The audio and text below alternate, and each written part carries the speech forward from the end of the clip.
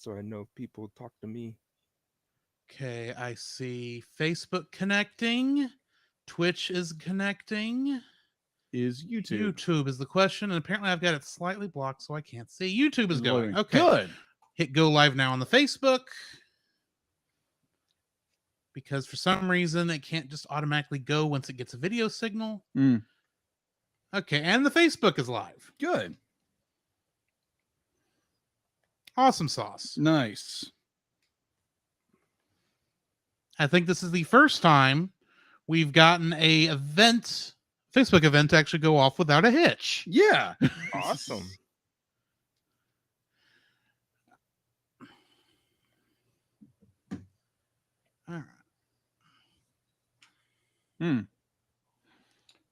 All right. Hey everybody, this is Jacob. And this is Drew. Hey, and our special guest for the night is Josh Adams. If you His cousin. Yeah, my cousin on my father's side. If you doing the episode. No, we're not really fully started. Yeah. No, Yeah, we're so not. I was like, oh, I can actually talk normal for right now. Yes, you can can. talk like a human. Yeah, at the talk like a moment. human. Till later. Either way. Yes. So we are if you remember Josh, he was on our Pokemon the first movie. Pokemon's the first movie. Mewtwo Strikes Back is the okay. full title. Yeah. Mouthful of a title. So yeah, he is graciously agreed to come back for Pokemon Detective Pikachu. Yeah. We literally went from the oldest Pokemon movie To the newest. to the newest Pokemon movie. Or at Yeah, least I mean, the the first live action And film. that is the first live action. I don't True. think but have they put out a new movie since this? I think they've done I- some animated films. I I think. think there's been one or two animated ones since. Okay. I'm bad at keeping up with the Pokemon anime movies, much Mhm. less the shows. So many shows. So many shows. I can only deal with one long running show at a time, and right now that show is Power Rangers. Bum, bum, ba-dum, bum, bum. So yeah. Yeah, so we are reviewing, as Drew stated earlier, we're reviewing Pokemon Detective Pikachu. If you have Literally the most expensive Pokemon movie ever made. yes. If you are interested, if you have not seen it, it's available on HBO Max, so far as I understand. Mm-hmm. And if you otherwise, you can rent it on YouTube for like $3.99.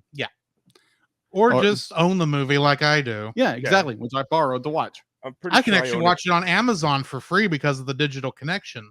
I Oh, own it really? I own it twice because I bought it on Amazon when it first came out on digital, and then bought a physical copy of it too. Oh, okay. So I'm on that Movies Anywhere thing that grew out of Disney Movies Anywhere. yeah. So any digital version that I purchase of participating studios, Mm-hmm. any account I have tied to it, I automatically get a digital copy there also. Really? Right. So since I had a code on here that I cleared up on Amazon Mm. way back in the day, I also now have it on Amazon and like 3-4 different other locations. I can't remember who they all are right now, Is including Pokemon Apple. It's on Apple. I know that. right? Hmm. So technically, I own it 7 times over, but I only paid for it once. Unlike I a mean, certain that's, Star Trek movie, it's like 6 times, 6 copies. Well, let's see. I own Star Trek's 1 through Insurrection, which is what, 8? 8. 8, yeah. I own it on VHS. All those on VHS, DVD, and Blu-ray. Plus, I own another Blu-ray of Wrath of Khan, which Hmm. is the director's edition, Oh yes. which adds 5 seconds. Literally, doesn't Oh. add enough to make a difference. I But I gotcha. own it, and it was nice. Nemesis, 2009, Into Darkness, and Beyond. I own on Blu-ray, Mm. and I think they came with DVD Yeah, a combo compliment. packs. I don't count that because that was one purchase. Right. And probably sometime in the next year, assuming Paramount Plus gets their act together, and they probably will, I'll own another copy of Star Trek The Motion Picture Director's Edition, which is the version I have on DVD. Hmm. Wow. To think, I don't think Which I've seen any. if you're going to watch Star Trek the Motion Picture, I suggest watching the director's edition, and since it's now been released in 4K on Paramount Plus, go watch it there. If you have Paramount Plus. The movie I have the most of, and I'm not embarrassed to say because I bought the 2 VHS copies like last year, 2 years ago, whatever. Mm-hmm. I own The Little Mermaid, the first edition, the VHS VHS clamshell, the second edition, which came out, which everyone says be like, oh, the first one's blacklisted. It wasn't. It was simply just it's another cover. It's another cover. It's the first cover, the second cover. And then I have it on, I think, DVD. I have it on Blu-ray. And then I have it on 4K Blu-ray. So, yeah. I love how everyone misunderstood the question I asked for the trivia this week. Okay. They all thought I meant how many years since between those two movies came out in real life. Okay. I meant canonically, because they are in canon with each other. Oh, chronologically? Oh, There is a line that says how long it's been since Mewtwo was captured. Dad, you're right. There is. There is. You're right. Mm. So I love this. Mm. And it's not something you can easily look up on the internet either. Mm. You actually have to watch the movie to know the answer. Mm. Unless it's somewhere on one of the wikis. Oh, I'm sure it is, but I mean, you look at the line in question.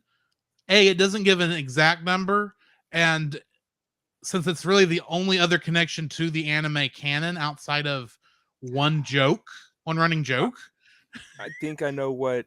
I think I know the actual answer now. Most people would not make the connection if you weren't looking at it. But anyway, there's one joke in this movie that Good. When I'm watching the first time, didn't see it, but I'm watching through the commentary version or the detective mode they call it. Yeah, I'm watching it. I haven't watched that one yet. It's interesting. I'm sure it is because it intersplices with like behind the scenes stuff and interviews, whatever. But there's one scene where they're at a coffee bar and don't tell me you miss Jigglypuff.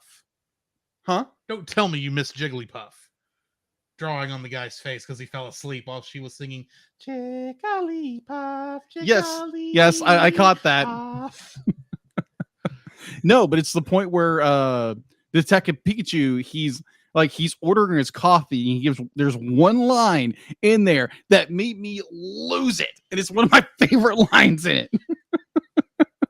And that is, I'll reveal that in my likes. Oh, sure, tease the crap out. Exactly. That's what you do. You tease something, you bring it out, and you talk about it later. It's not like people aren't going to be listening to this anyway. That is true. You never know. Yeah. Anyways. So yeah, we will get started very shortly. So quick questions before we get going. You do have a pun for me. Yes.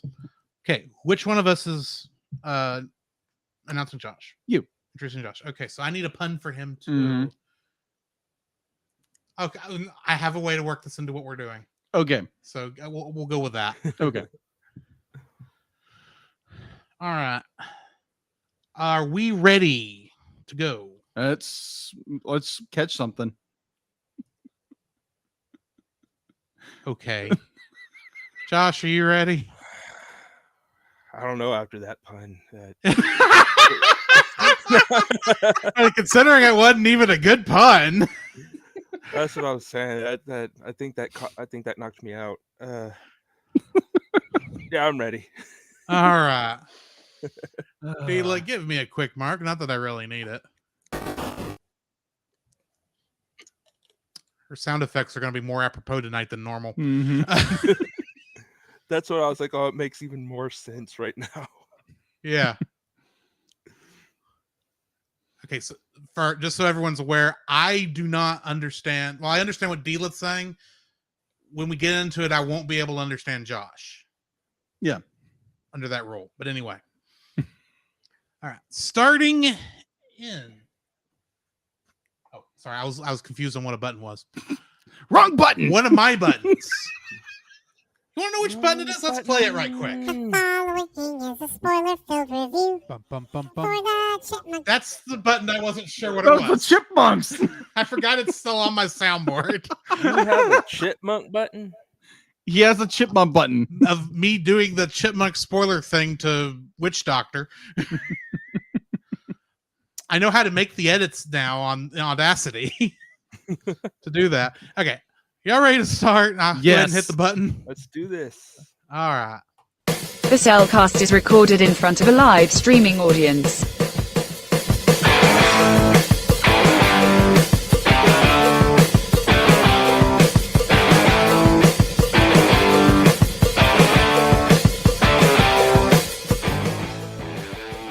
Hello and welcome to another episode of the Cellcast. Joining me today is a man who he gets weirded out by Mr. Mimes. Welcome, Jacob. Well, who wouldn't? Let's be honest here. It's like, come on, just tell me what you know. Why, thank you. Let me use our co-host, a man who has had a long day, just needs a cup of coffee, or 10, or 20, or maybe an entire pot. Welcome, Drew. Only if it's got a good shot of chocolate, Oy. if we're being honest. I gotcha. Also joining us today is a man who, unfortunately, we've had a little hard time getting to hear because there's some sort of interference. I'm not sure if it is. Josh, are you there? I'm not sure what this is. Dila, you have any idea what's going on? Wait, what? Say that again? You're saying an Eevee is talking to us? Huh? But you can translate. How can you translate? Okay, you've got a point where your sound effects came from. Okay, fine.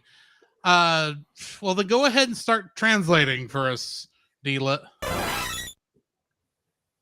Okay, can you hear me? Yes. Oh, yes. okay. Yeah. Oh, Yeah. finally. Okay, guys, I've had a hard time. Okay, Yeah. you've got a little bit of explaining Yeah, to do do. tell. I mean, there was an Okay. Eevee on the call a minute ago. Yeah. Why do you sound like a And why- Pokemon? why is Dila having to translate you? Okay, so you remember back in like February, whenever y'all like didn't invite me onto the wrestling movie. My apologies once again for that, but It happens. it was a preset deal. And so I got invited to some company in Rhyme City. He was like, "Hey, I want you to test my new technology." I was like, "Oh, cool. I like helping people." He put this weird thing on my head.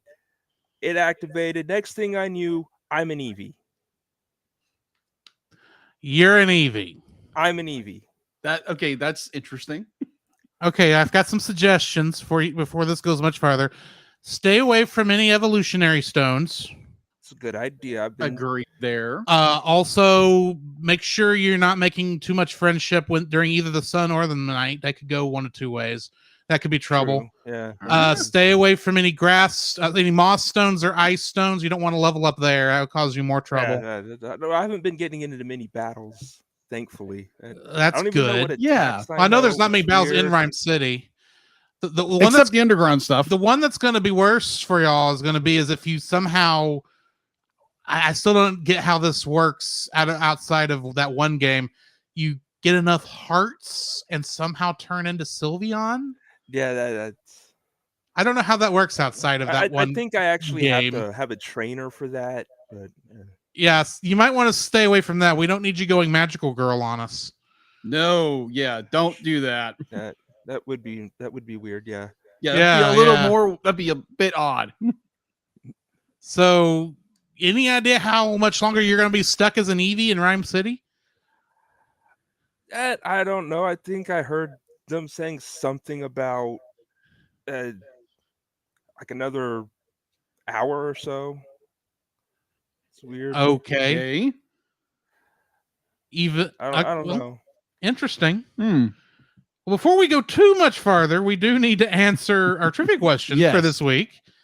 which was how many years is there between Pokemon Detective Pikachu and Pokemon the first movie, Mewtwo Strikes Back? Jacob, do you know the answer to this? I think it's like 20 years, I think. Maybe. Josh?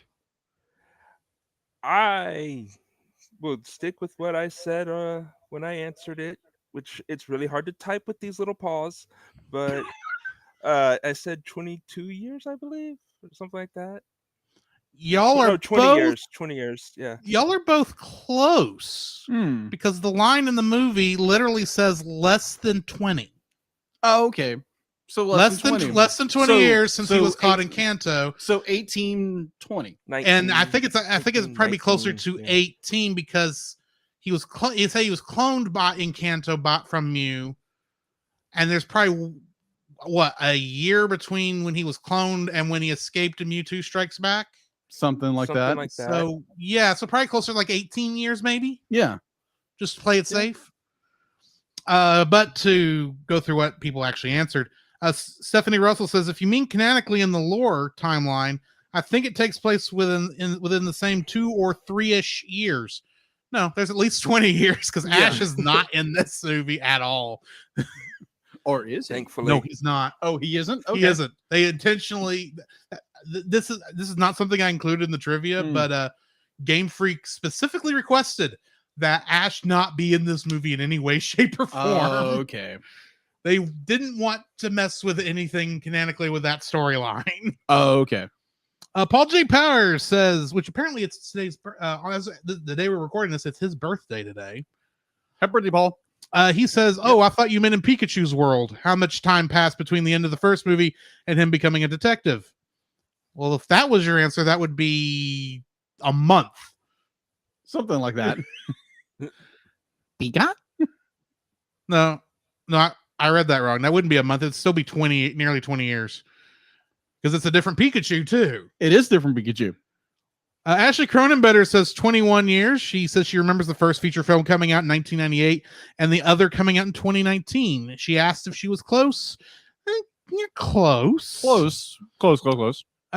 B. Sheffield said, oof, I remember watching the original when I was only 3, but I know it came out before I was born, and I know Detective Pikachu came out in 2019. Yeah. So I'm going to say 21 years, maybe 20, give or take a couple months. You're making people feel old. It made me B. feel really old because I remember when this came out when I was in high school. The original one. Oh my gosh. Stephanie Russell also guessed 25, and then Paul J. Powers said more than one. More than one? So yeah, Paul at the very last went straight to the Price is Right answer of guessing the lowest possible number in hopes that nobody would pass him, which technically he got. So congratulations, Paul J. Powers. Yay, you technically won because you're the only one to guess less than 20. Oh man. Oh man, that's awesome. So Jacob, how are you doing? Man, I'm doing pretty good. Weekend was pretty good. Went on a date with a girlfriend. Went to Lucky dog. Yeah. Yeah, right. No, let me rephrase. Lucky Growlith. Row. Either way, great time. Week's been pretty good so far. Me and Ashley, my girlfriend, are going to Dallas to go watch a Stars game this Saturday, and looking forward to that. It's gonna be fun. Okay. Other than that, it's doing this, work and church and all that. Okie dokie. What have you been up to? You're looking at it. So sitting here all day. No, not quite. Sometimes I'm on the beanbag chair that Stitch is on right now. So you're a couch potato. Not quite. I mean, it's been a busy week because I'm currently doing long days. Yes. And literally a lot of times I get off work and I immediately go do the other thing I would normally be doing that night. And then I come home and watch one of the things I've been watching, Power Rangers, because it allows my brain to rest. But other than that, yeah, I'll just go ahead and, well, no, I'm not going to go into it. I haven't been doing a whole lot. Josh, what have you been doing while you've been stuck in Rhyme City as an EV? Yeah, exactly. Well, thankfully, somehow I'm able to watch stuff from back home. Still, don't ask me how that works. He I props don't up his phone on understand the it. ledge, just looks at it. Exactly. Yeah. Uh, Thankfully, so, I mean, Eevee been Paws watching. can operate a touchscreen. Yes. Exactly. So, I mean, I haven't been doing much. This weekend watched a whole bunch of wrestling because it was WrestleMania. Yes, I heard about that. We won't talk about my feelings on the show. Uh,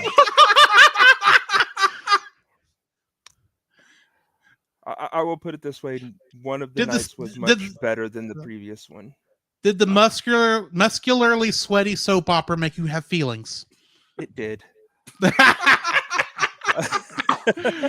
Oh, dude. I mean, with the best part of the weekend, of course, being Friday night. Yeah, Friday night with the Hall of Fame ceremony, watching Hmm.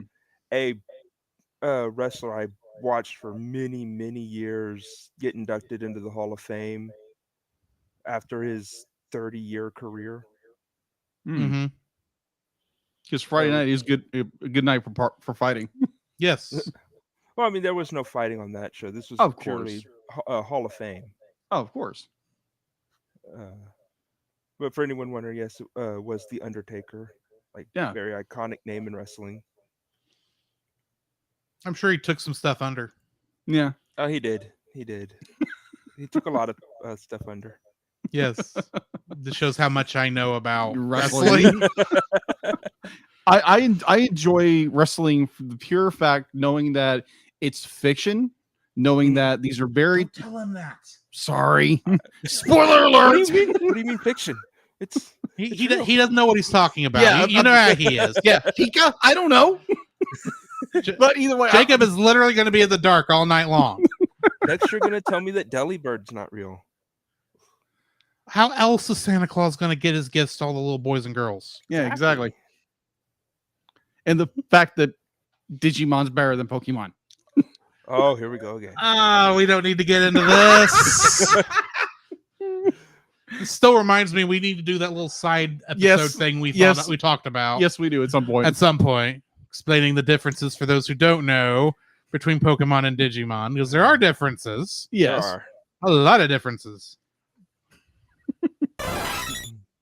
Oh, you think you know it, D-Lit? Okay, I guess, D-Lit, that is fair. You did nearly get us trampled to death by Seadramon. Yeah. Thanks for that. And yet you talk in Pokemon sound effects, or Game Boy Pokemon sound effects over here. Yeah. And you can translate an Eevee, which is my cousin. I'm sorry, could you say that again, D-Lit? It was the fastest thing I could find, D-Lit, to get you to talk. I'm sorry. It's not my fault I'm the only one who can understand you. That should be nice. She says, hush, Jacob. Oh. Rough. Down, boy. Okay, thankfully he didn't say the other thing. What, sit, boy? It's like, seriously, guys, come on. Anyway, I have been watching, like I said earlier, I've been watching some Power Rangers. Of course, watched Detective Pikachu. Mhm. Also started a new television show last Wednesday called Moon Knight. Oh, yeah. That was a very good episode. It was odd, but it was good. Okay, so you are actually keeping up. I did. Yes, I'm doing the nerdy thing and watching the first episode when it comes out. You should be watching all of it. It's not that hard to keep up. In fact, it's harder when you get behind to get caught up. That is true. That is so But true. anyway, either or. Keep up with Mandalorian. I'm just saying. Oh, you mean Grogu and Friends? Exactly. Because that's what the Star Wars shows have been so far is Grogu and Friends, which I'm fine with if we're going to be honest. I'm curious how they're going to work Grogu into Obi-Wan. They'll find a way. He'll show up somehow. He's got to be saved somehow from canonically, he Order existed. 66. That is true. So maybe I've heard that's what interesting Obi-Wan is theories on that. doing. Why he has to leave the planet. Everything detours to Grogu.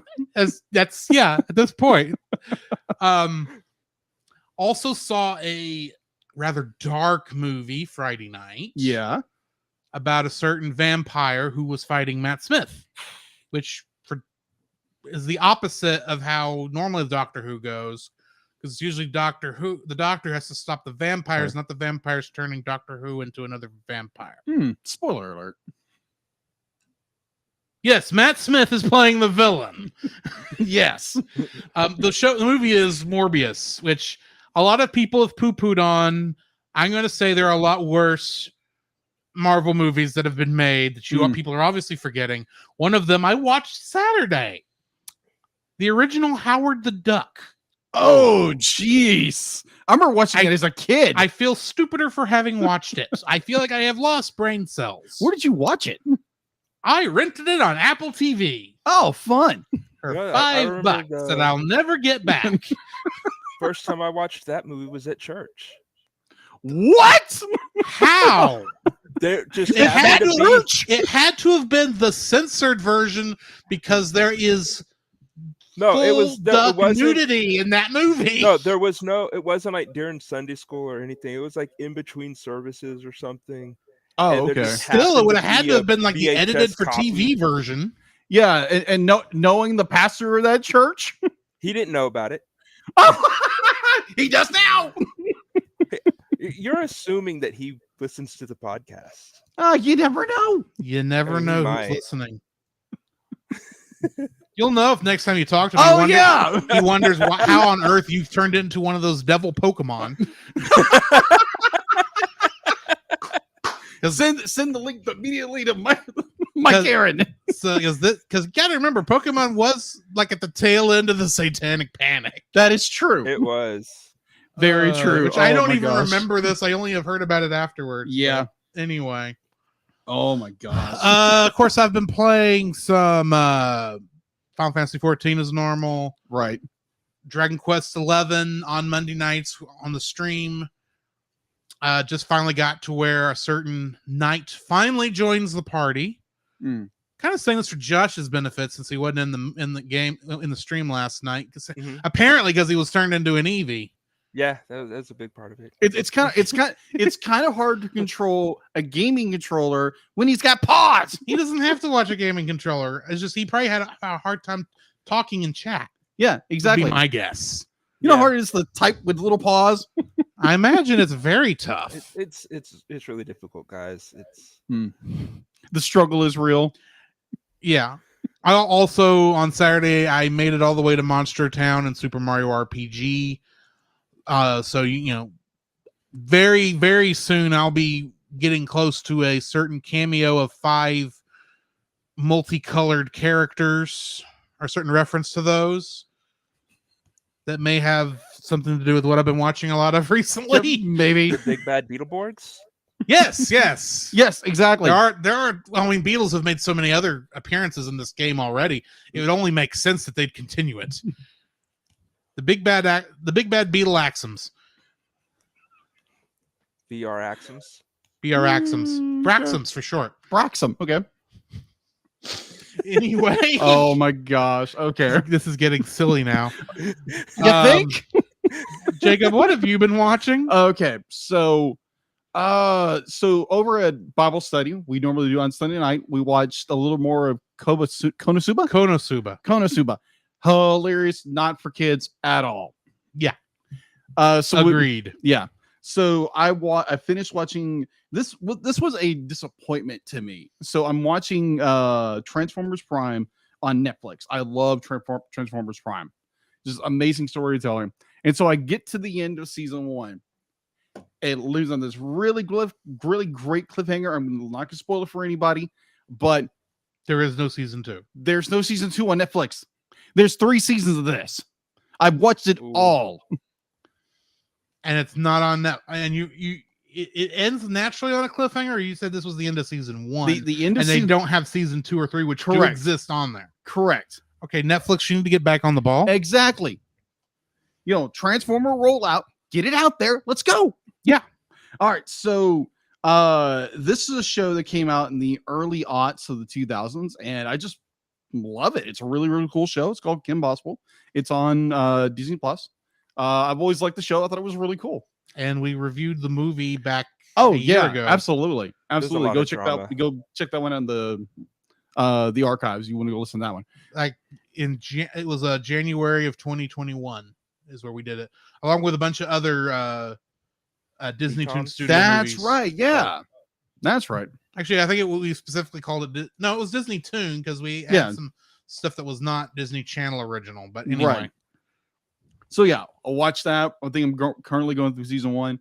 It's really good. Also, I watched Moon Knight on Disney Plus. That was really interesting. It was a bit odd, not knowing any of the lore or anything, and just watching strictly from a movie, from a television standpoint.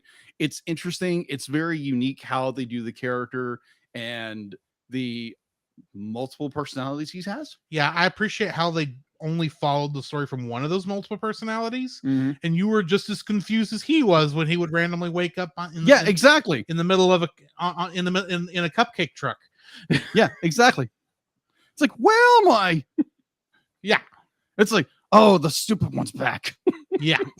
I love that. That was great. But so yeah, I thoroughly enjoyed Moon Knight, and I'm looking forward to tomorrow night watching it when I get back from church. All right. So, Jacob, I believe it's time for the interrogation. Yes. All right. So Oh, you want me to start? yeah, lead up. Okay. Josh, we are very much aware, especially since you're in Eevee right now, Yeah. that you are a Pokemon fan. No, just a little bit. Yes. You Just a see that little little. hat on top of its head? Yes. Yeah, its head. I like that. Yeah, its head. So, any still Pokemon fan has to be aware that a game is coming out later this year. I mean, a main series game is coming out later this year, right? Mhm. Yes. Which raises two questions. First off, are you going Scarlet or Violet? Oh, Violet. There's never a question in my mind. My favorite color is finally Pokemon game. Come on. Your favorite color being purple. Exactly. All right, just wanted to make sure. Hmm. Which then brings us to the other question that any aspiring Pokemon gamer has to be asking right now, since we do know who our 3 starters are. Are you going with Sprigatito, Fuecoco, or Quaxley as your starter Pokemon? Right. I have no idea who these characters Oh, are. let me answer that.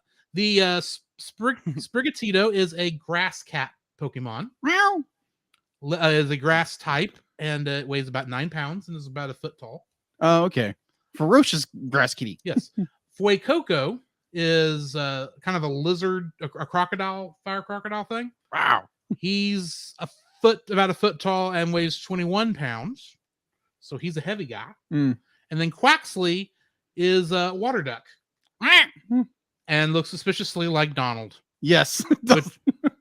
which means I really do hope he casts magic type attacks and can't heal, because that would just be on par.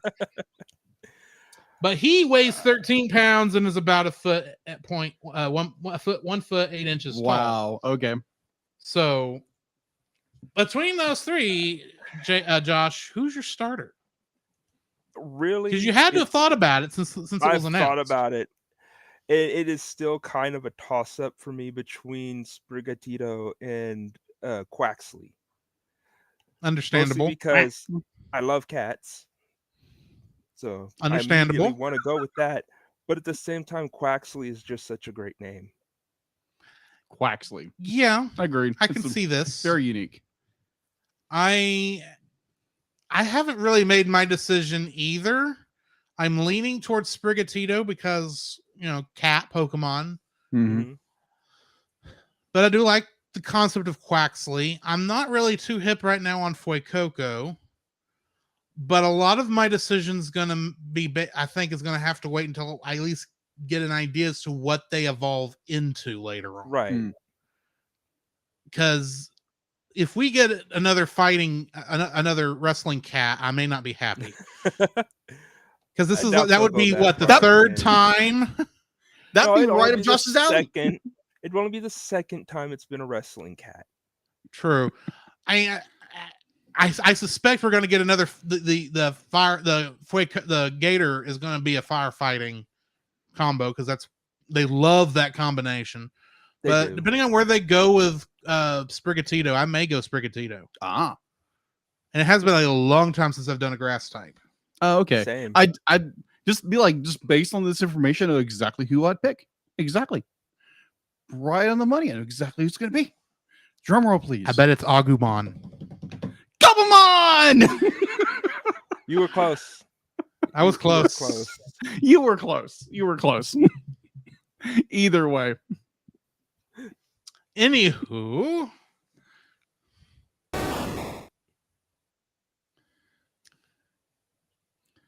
Deela expresses her disdain for your choice.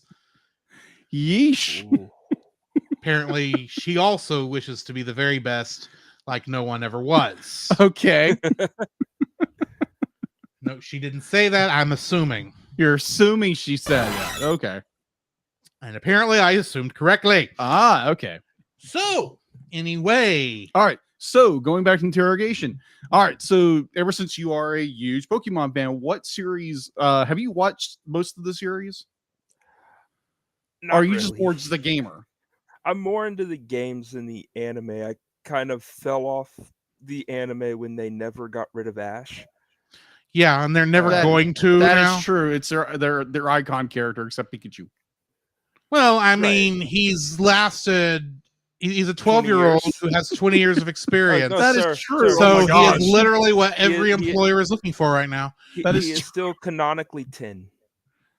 Oh my gosh, that'd be a nightmare. A tween How- for 20 years. But here's the problem I have with that canonical thing about him still being, you say 10, I still think he's 12. But that means Episode 1 of Black and White, they said 10-year-old Ash Ketchum. that's bullcrap. I'm sorry. Somebody wasn't paying attention to the script. But that does mean that by all technical accounts, Ash has gone through the Indigo League, the Orange Island League, Johto League, the Hoenn Hoenn. League, the Sinnoh. Sinnoh, yeah, the Unova League, the what is 6? I love Kalos. 6. Kalos, the Kalos League, the Alolan League. I assume they still did Alolan League before he got all that before he won his first in 1 year, at least 1 year, and it took him that long to finally figure out how to actually Win. win a Pokemon tournament. Hmm. So yeah, he did learn in a year, but at the same time, he went through 7 tournaments to do it. Okay, so here's a real question. Oh yeah, he technically did win the Orange Island League, but that doesn't count. All right, so I saw your hat and wanted to say something else, but I'm not going to. All right, so Josh, what is your favorite animated movie? Of all time? Yeah, all time. Period. What is it? Period. Probably Lion King. Lion King. Okay. It's All right, just so the what is first your thing that favorite pops into my Pokemon? head? Eevee, which is Eevee, okay, gratuitous. That makes sense considering everything right now. Yeah, that makes sense. So, say if you were transported into the land of the Lion King with your Eevee or as an Eevee, how do you think you would fare? He'd probably Well, get I mean, eaten. considering I'm a little fox, going up against lions, I don't think I'd last very long. Probably not. Not as a normal type. tiger. I No. mean, Now, if I was to evolve first, I could probably hold my own. Okay, but- okay. Which of the evolutions would you prefer to go up against Simba? Are we talking cubs? No. Simba, Let me or change that. adult Mufasa. Simba? Yeah. Mufasa, Up against Mufasa. Mufasa? Yeah.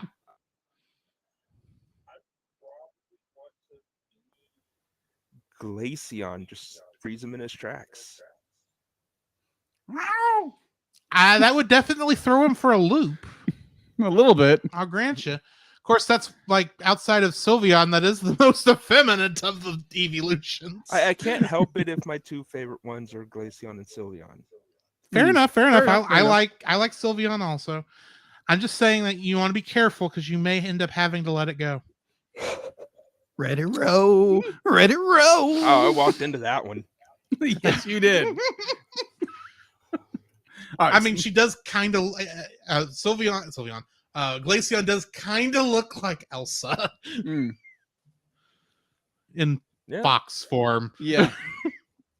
Anyway, So say if you and your Eevee were sitting at a coffee bar, you were sitting at a coffee bar, what kind of coffee would you drink for you and your Eevee? Uh, it'd be You got something kind of like flavored, sweet, something like hazelnut, okay, Okay. something like that. interesting. Nothing cold. I'd probably Frost- depends on my mood, the weather, that kind of stuff. Oh, okay, gotcha. I gotcha. So you're not like don't Pikachu who just drinks coffee all the time. Gotta drink coffee. No. Coffee. I just want to say this right here and right now.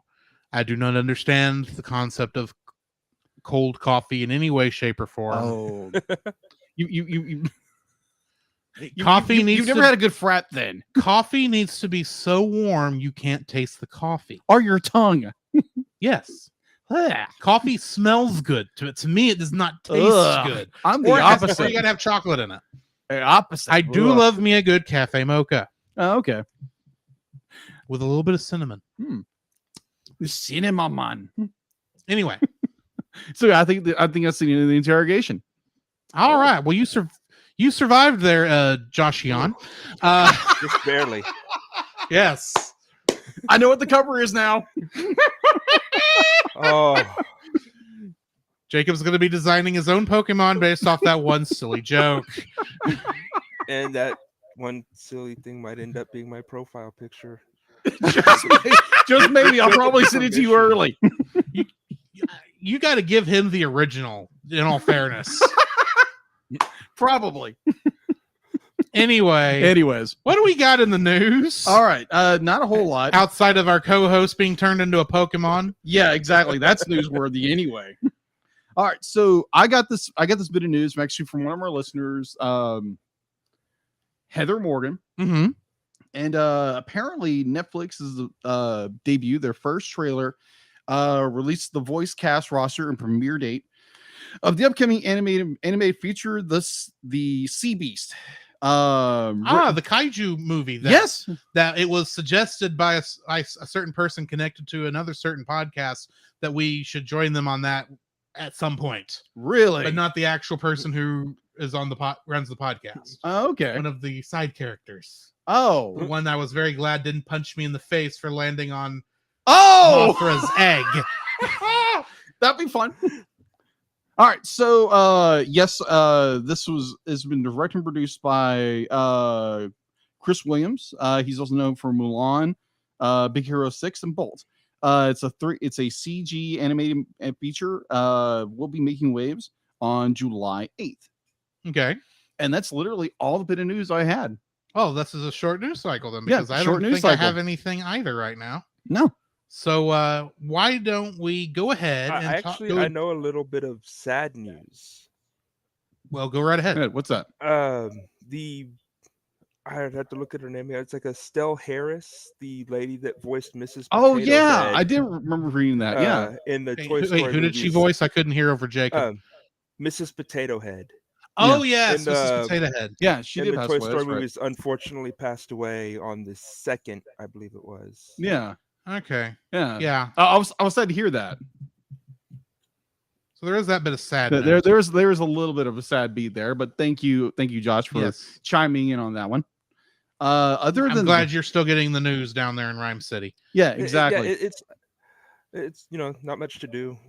I pretty much look at news and watch stuff all day. He's gonna watch Right. out for the Pokemon muggers. Yeah. Well, I mean, I assume he's at least in his hotel room. One would hope. Yeah, it's thankfully I'm in a hotel room, not in a Pokeball. Those don't look Yes. Yeah, very that would be comfortable. uncomfortable. There's not a talk of a parade, is there? Oh no. No. Stay away. Stay away. I mean, I think I did Or at hear least something warn about somebody. a parade, but Okay. All right. So yeah, that's all I have for info and stuff.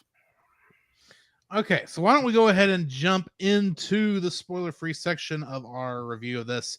And since Joshian over there is our guest, why don't you go ahead and give us your spoiler-free thoughts on this movie first? this movie, I remember when I first heard about it, and I was like, a live-action Pokemon movie? Oh, that could be good. Yeah. Seeing the first trailers, I was like, oh, okay, this does look really good. And then hearing Pikachu's voice the first time, especially, caught me off guard Maybe a little bit. because I did not expect that voice to come out of Pikachu ever. Understandable. It's So yeah, Deadpool. Pikachu Exactly. is very odd. Yes. but having after watching, it's like it just fits. It works. But yeah, the movie is fantastic, especially if you're a Pokemon fan and someone that's been a fan as long as I have for the full, was it now 25 years or so? Yes. Yeah, we're coming up on 25 years. Yeah. That it's been out, because I've been playing Pokemon since Red and Blue. When they first came out here in the States back in like 1998. Yeah. So getting to finally see these characters that I grew up with in live action, getting to see what they may actually look like if they were real, is a lot of fun. And if you're a Pokemon fan, go watch. All right. So when I first heard that they were making a live action Pokemon movie, I was interested because it's like, well, that could be good if done right. I mean, it is a video game movie, and those do have a reputation of not being good. So there was that little bit of worry, but eventually, somebody has to hit it out of the park. And then I found out that they were basing it on Detective Pikachu, the video game. And I thought, that's an interesting choice. I mean, still, I have not yet played Detective Pikachu, so I have no idea how accurate to the show or accurate to the game this movie is. But I remember thinking, this thing just came out, and you're already making a movie based on it, because Detective Pikachu, I think, came out in 2015, Something like that. It's on the 3DS, so it's relatively recent, all things considered. So I was a little surprised at that. And I remember thinking this had to be a bit of a joke. This had to be like an April Fool's joke, is what I was literally thinking. Until that one E3 where they showed like the signage of Rhyme City, and I go, "Oh, you are doing this." And then in one of my Facebook groups, they happened to be in London where they filmed this when they were shooting, and actually had pictures of different parts of the movie. Nice. So it's like, okay, this is real. You are actually making this to some degree. I am excited, and I'm also worried. Bear in mind, somewhere in here, we had seen the first version of Sonic the Hedgehog's model. And I was a little concerned about that, especially since it took them so long for them to show us an actual version of what these Pokemon looked like in the trailers. And then I got worried even still a little bit more, because they reminded me of that realistic artwork I had seen on DeviantArt that, well, it reminded me of that realistic Mario head that just makes you go, is what the artwork I was thinking. And then I remember thinking, okay, this is reminiscent of that artwork. That's an interesting choice. It does, admittedly, you are trying to make realistic looking fictional animals where they are still matching the design, the artwork of the original artwork. Well, not the original artwork, because if you've ever seen the original red and green sprites, because those are hot garbage. Yeah, those are. But based on the artwork of all these Pokemon, I'm thinking, I see what you're doing, but this art style is going to have to grow on me. And so I was a little hesitant till I saw it in theaters in 2019. I literally went opening day because I didn't want anything to color my viewing of it other than the movie itself. And I think that was the last time I saw a movie in what's now Apex before they remodeled. Yeah. Yeah, you mentioned that on the show? I mentioned it on the show and said this was an amazing movie. Mm-hmm. I still say it's an amazing movie, but I do have some issues with it that we'll get to. It only took us 3 years to do a review over it. Well, I mean, there's still some stuff that we have not got back to. Oh, that is true. Since that first season. So that is so true. Yeah. So that I enjoyed this movie. I really hope if you have any interest in Pokemon and still for some reason have not gone and gotten this, I'm going to tell you go get it. Even if you are not into Pokemon, I think you should go give it a shot if you like animated movies, because or even just like kids movies, because I think this is just a good general kids movie. Even if somehow Pokemon had not existed prior to this movie, I think it would have worked. So I really enjoyed it, even on that level. So yeah, those are my thoughts. Jacob? Okay, so I remember this movie coming out. We just launched the podcast. I remember seeing trailers for it, and it's like, okay, that looks interesting. I'm not a Pokemon fan. I like some of what they're doing.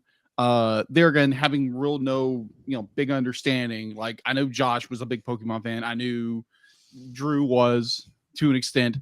So just my general understanding, it's okay. This looks good. I never saw it in theaters. I never saw it when it came out in its format release.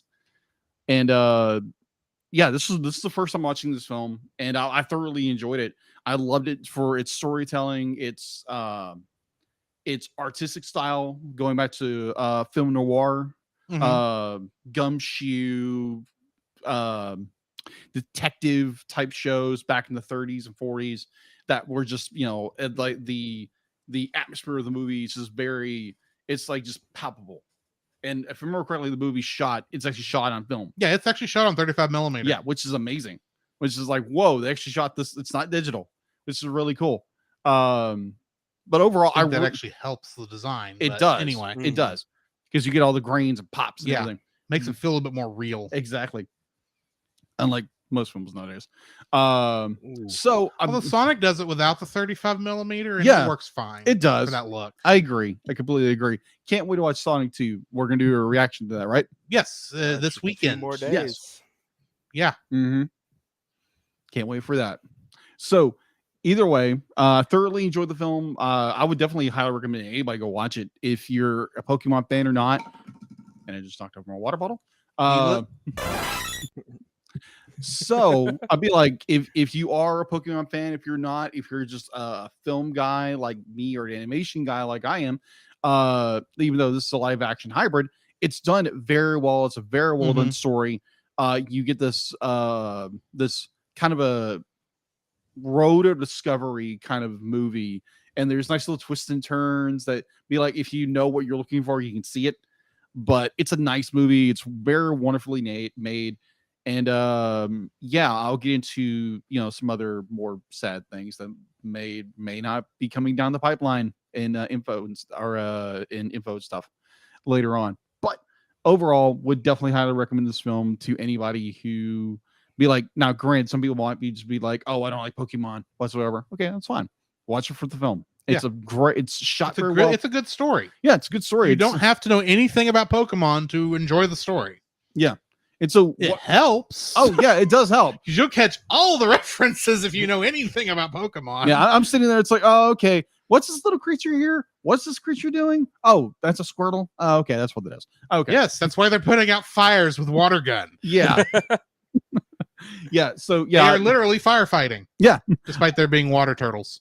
That is weird. That is very weird. But either way, I thought it was very well done. Definitely the animation in this movie is just top tier. It's like, what the? Definitely we get what is it? Charmander the dragon? Charizard. That's his name. Charizard.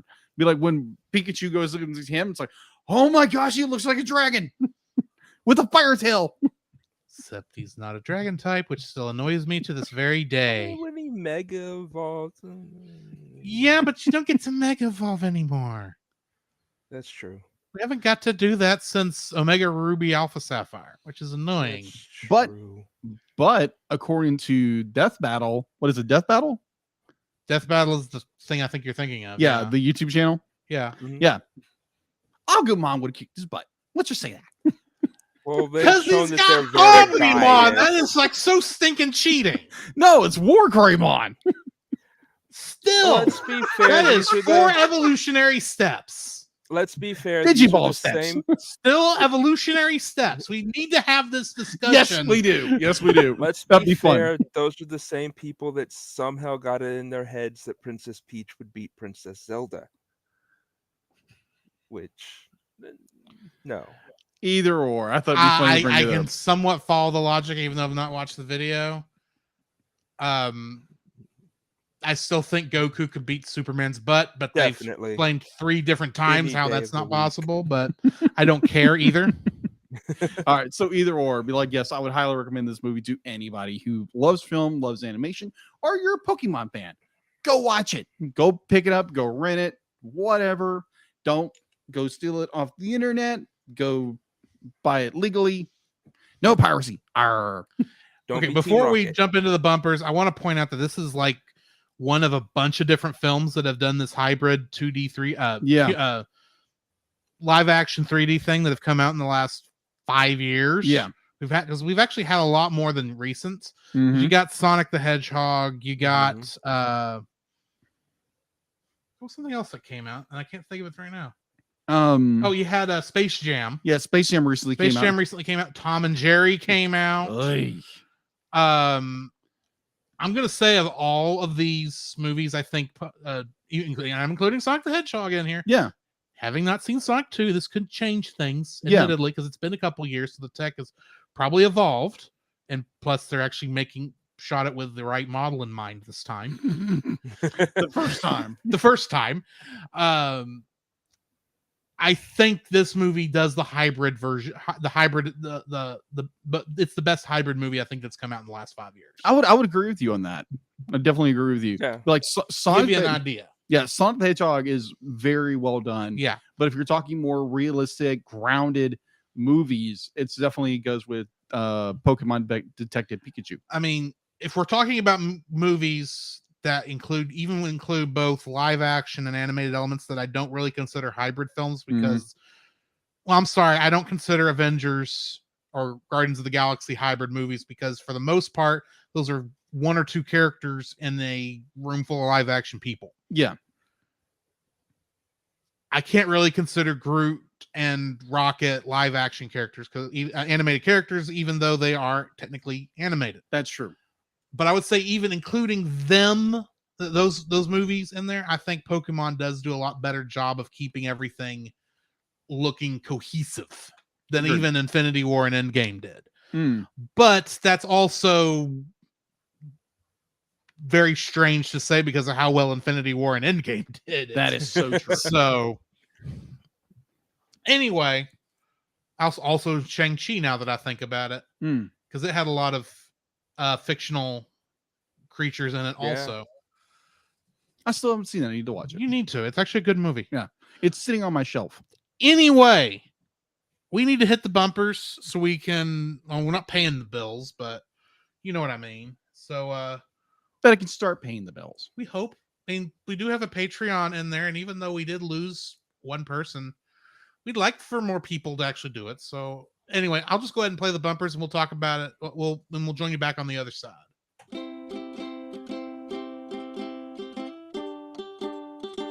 Don't forget that you can download. Don't forget that you can. Don't forget that you can listen to us record the podcast live every Tuesday over on our Facebook page, the Cellcast, our Twitch channel, the Cellcast Gaming, and on YouTube at Cellcast. Also, don't forget to join our Patreon if you would like to support us monetarily. At $1, you'll get our everlasting thanks. At our $5 tier, you can get some artwork from Jacob. And on our $10 tier, you can get bloopers for every episode we've released that I've remembered to release them for. And you can get commentaries from different movies. So come check us out over there financially.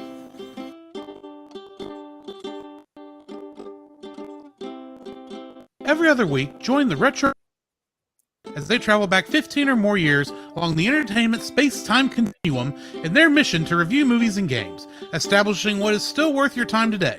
Expect fun banter and trivial insights from Francisco and Paul, the Master Interrupter Powers, and rotating guest hosts who are all out of time.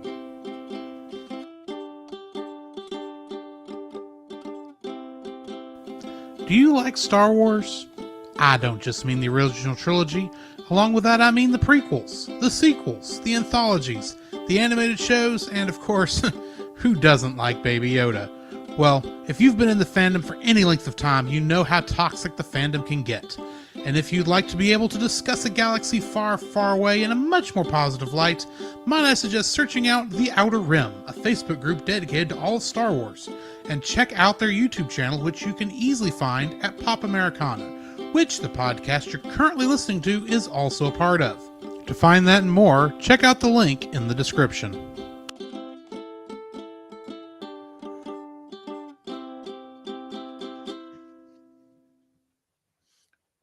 Okay, getting into the chat. Facebook and YouTube have both been very quiet.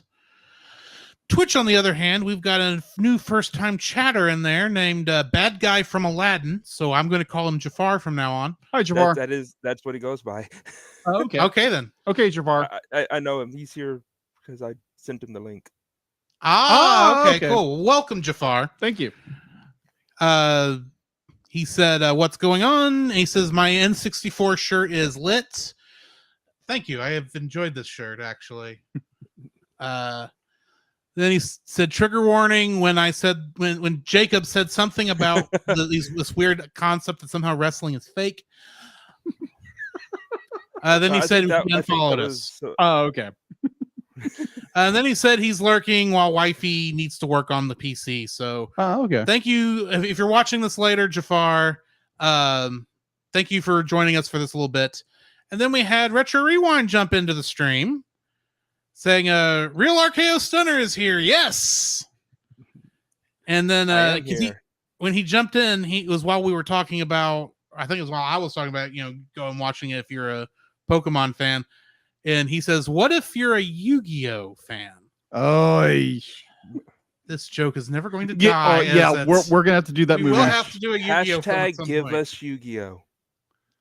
We are talking about it. We're in the plans of it.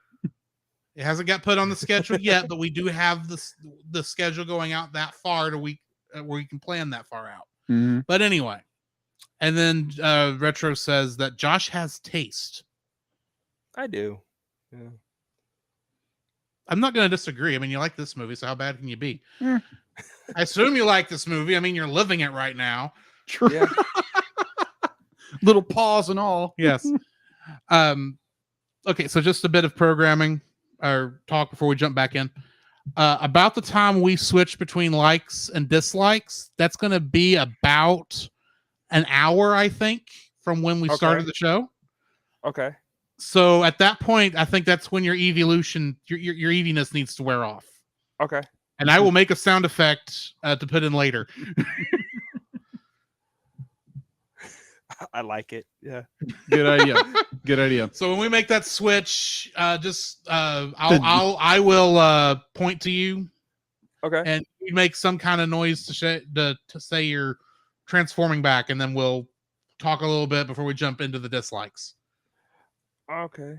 I do want to say I wish I would have thought about it beforehand and actually worn my.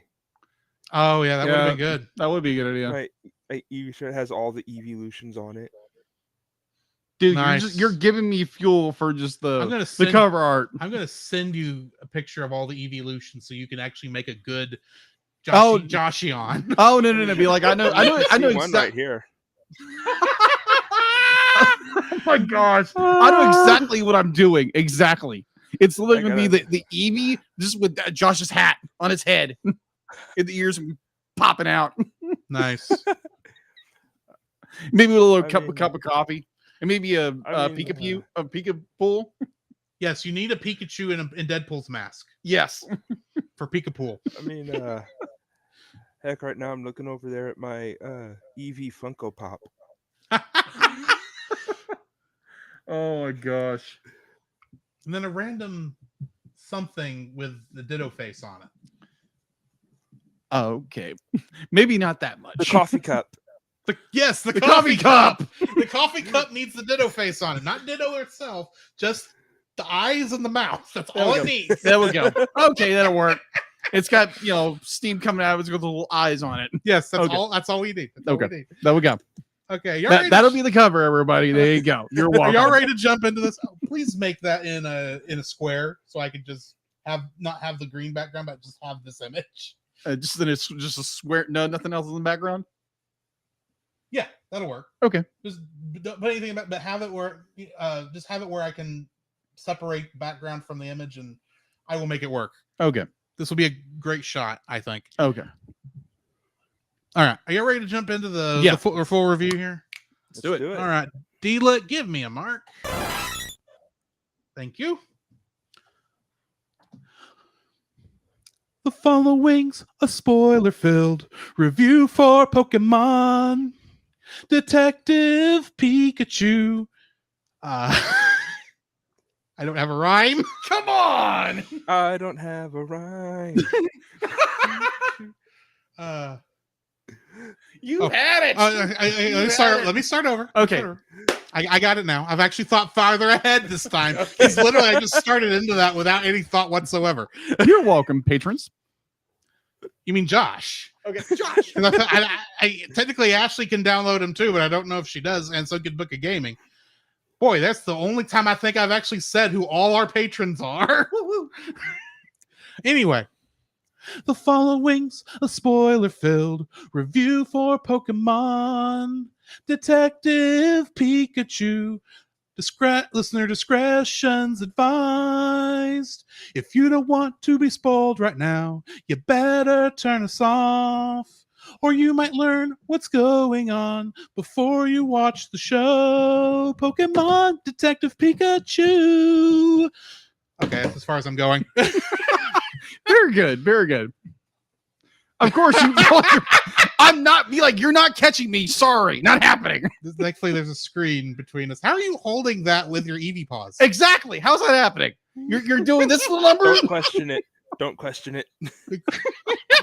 Don't question the logic. It's Pokemon. Right. Okay, let's get into this. Pokemon Detective Pikachu was You threw me. You're welcome. Pokemon Detective Pikachu Pika was written and directed by Rob Letterman, who also wrote and directed Goosebumps. Ooh. The movie that had Jack Black in it from about a year or two before this. Yes. It was also written by Dan Hernandez, Benji Sammet, Derek Connolly, and Nicole Perman. It is based on the video game series Pokemon, created by Satoshi Tajiri, Ken Sugimori, and Junichi Masada, and legally owned by Game Freak, Creatures Incorporated. I forgot the third company. The Pokemon Company? No, there are four. Game Freak, Creatures Incorporated. Who is the third company? Nintendo? No, it's not Nintendo. It might be Nintendo now that I think about it. Dum dum dum dum dum dum dum dum dum dum. I think it is Nintendo. The more I think bump, bump, bump, bump, bump. Legal information. Bump, bump, bump, bump, bump, bump. Accept all cookies. I don't care. Bump, bump, bump. Bump, bump, bump, bump. Game Freak, Creatures Incorporated. Okay, it is Nintendo, okay. And then the Pokemon Company. Despite the fact the Pokemon Company is Game Freak, Creatures Incorporated, and Nintendo. It's a me, the Mario. All the same company. Ronaldo. Anyway, backing up. Is based on Pokemon. Hey, hang on. D-Lit. I need to find this. Thank you. Is also based on It is also based on the video game Pokemon, created by Satoshi Tajiri, Ken Sugimori, and Junichi Masuda, and published by Game Freak, Creatures Incorporated, Nintendo, and the Pokemon Company International. That's a mouthful. Yes. It is also based specifically on the video game Detective Pikachu, which was created by Hiroyuki Jinai and published by Creatures Incorporated. Pika. The cast includes Ryan Reynolds as Detective Pikachu. And as we all know, he played Hal Jordan in Green Lantern. Oh my gosh. Yep. No other superhero movie. No, I'm sorry, but no superhero whatsoever. He didn't play a mark with a mouth anytime soon. I'm pretty sure that movie no longer exists due to a certain post-credit scene from another movie. Yeah, I don't believe this in any way, shape, or form, because we all know everything is canon until proven otherwise. Right. And if it's not, and then it's just canon in another continuity. That's how this works in comic book movies, right? It's another multiverse. Always another multiverse. Oh, more multiverses. Can we stop with the multiverses? Justice Never. Smith was the voice of played Tim Goodman, Mm-hmm. and in Jurassic World: Fallen Kingdom, he played Franklin Webb.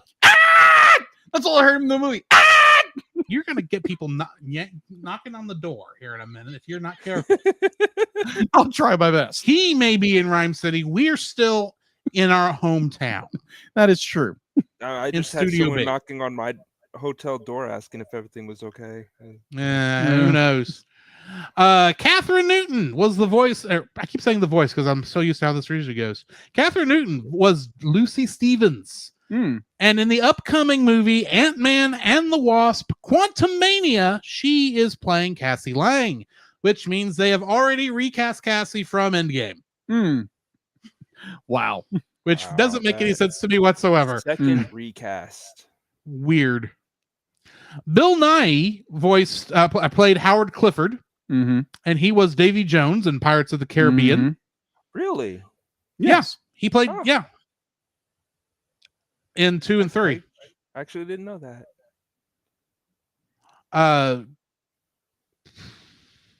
Ken Watanabe was Lieutenant Hideo Yoshida, and he played Dr.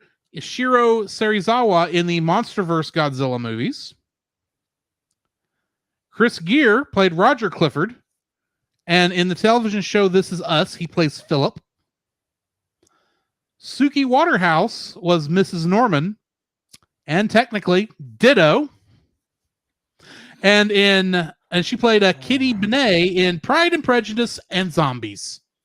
Oh yeah, I heard about the movie. I never saw it. I heard about it. I was like, that's interesting. Rina Hoshino was half of the voice of Mewtwo, and she played Katana in DC Superhero Girls. And Kotaro Watanabe was the other half of Mewtwo's voice, and he played Japanese tourist number 7 in Handsome, a Netflix mystery movie. Ah. And the reason I say half on both of these is they actually fused the voices together for the voice of Mewtwo. So they both had to play it separately, and then they digitally fused the characters' voices so that would be gender neutral for this character who technically doesn't have a gender.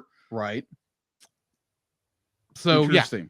and also it has because since they hired they hired specifically 2 Japanese actors to play the character. So because Mewtwo is from Kanto, which is in Japan. Interesting. Ikue Otane voiced Pikachu when it wasn't being voiced by Ryan Reynolds. And she was additional voices in My Neighbor Totoro. Huh. Great movie. Rikako Aikawa was the voice of Psyduck, most likely.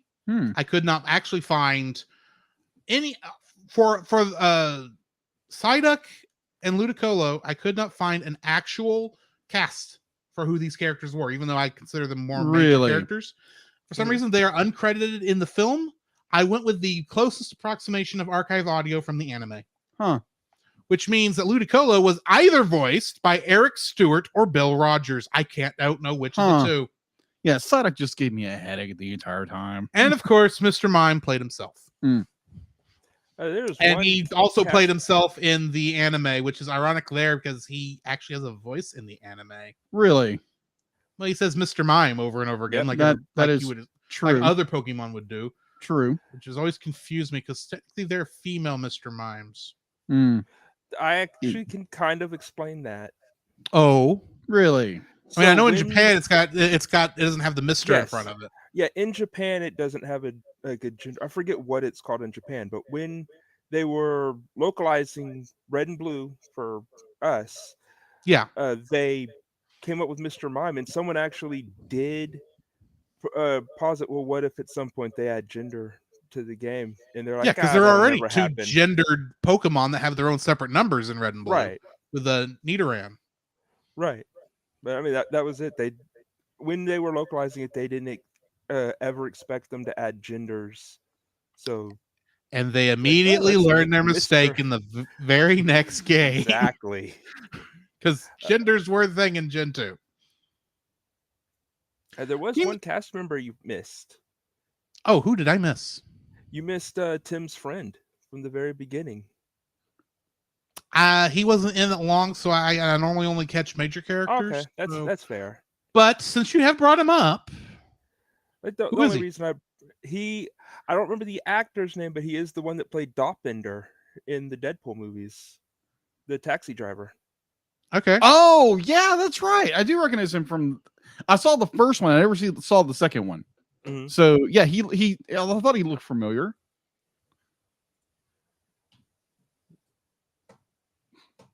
Just gonna look it up right quick. Da, DB, da, da, Pokemon, da. Detective, Pikachu. Pikachu.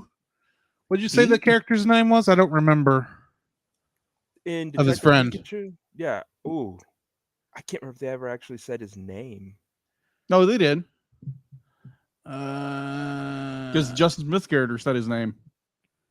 I just don't remember what I it don't was. think it was Sebastian, because I think he was the guy with the Charizard. Yeah, that's who he was.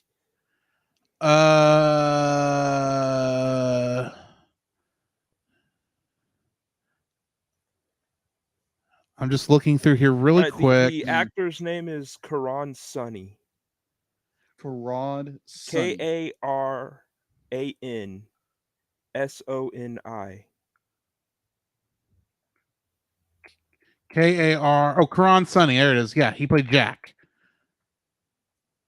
Jack. Yeah, Karan Sunny. That's who I was trying. Okay. So I'll never let go. Even though there was enough room on that door, from my understanding. There was. I still haven't seen that movie. Okay, we got that figured out then. Okay. Will you go ahead and say that in a keeper clip?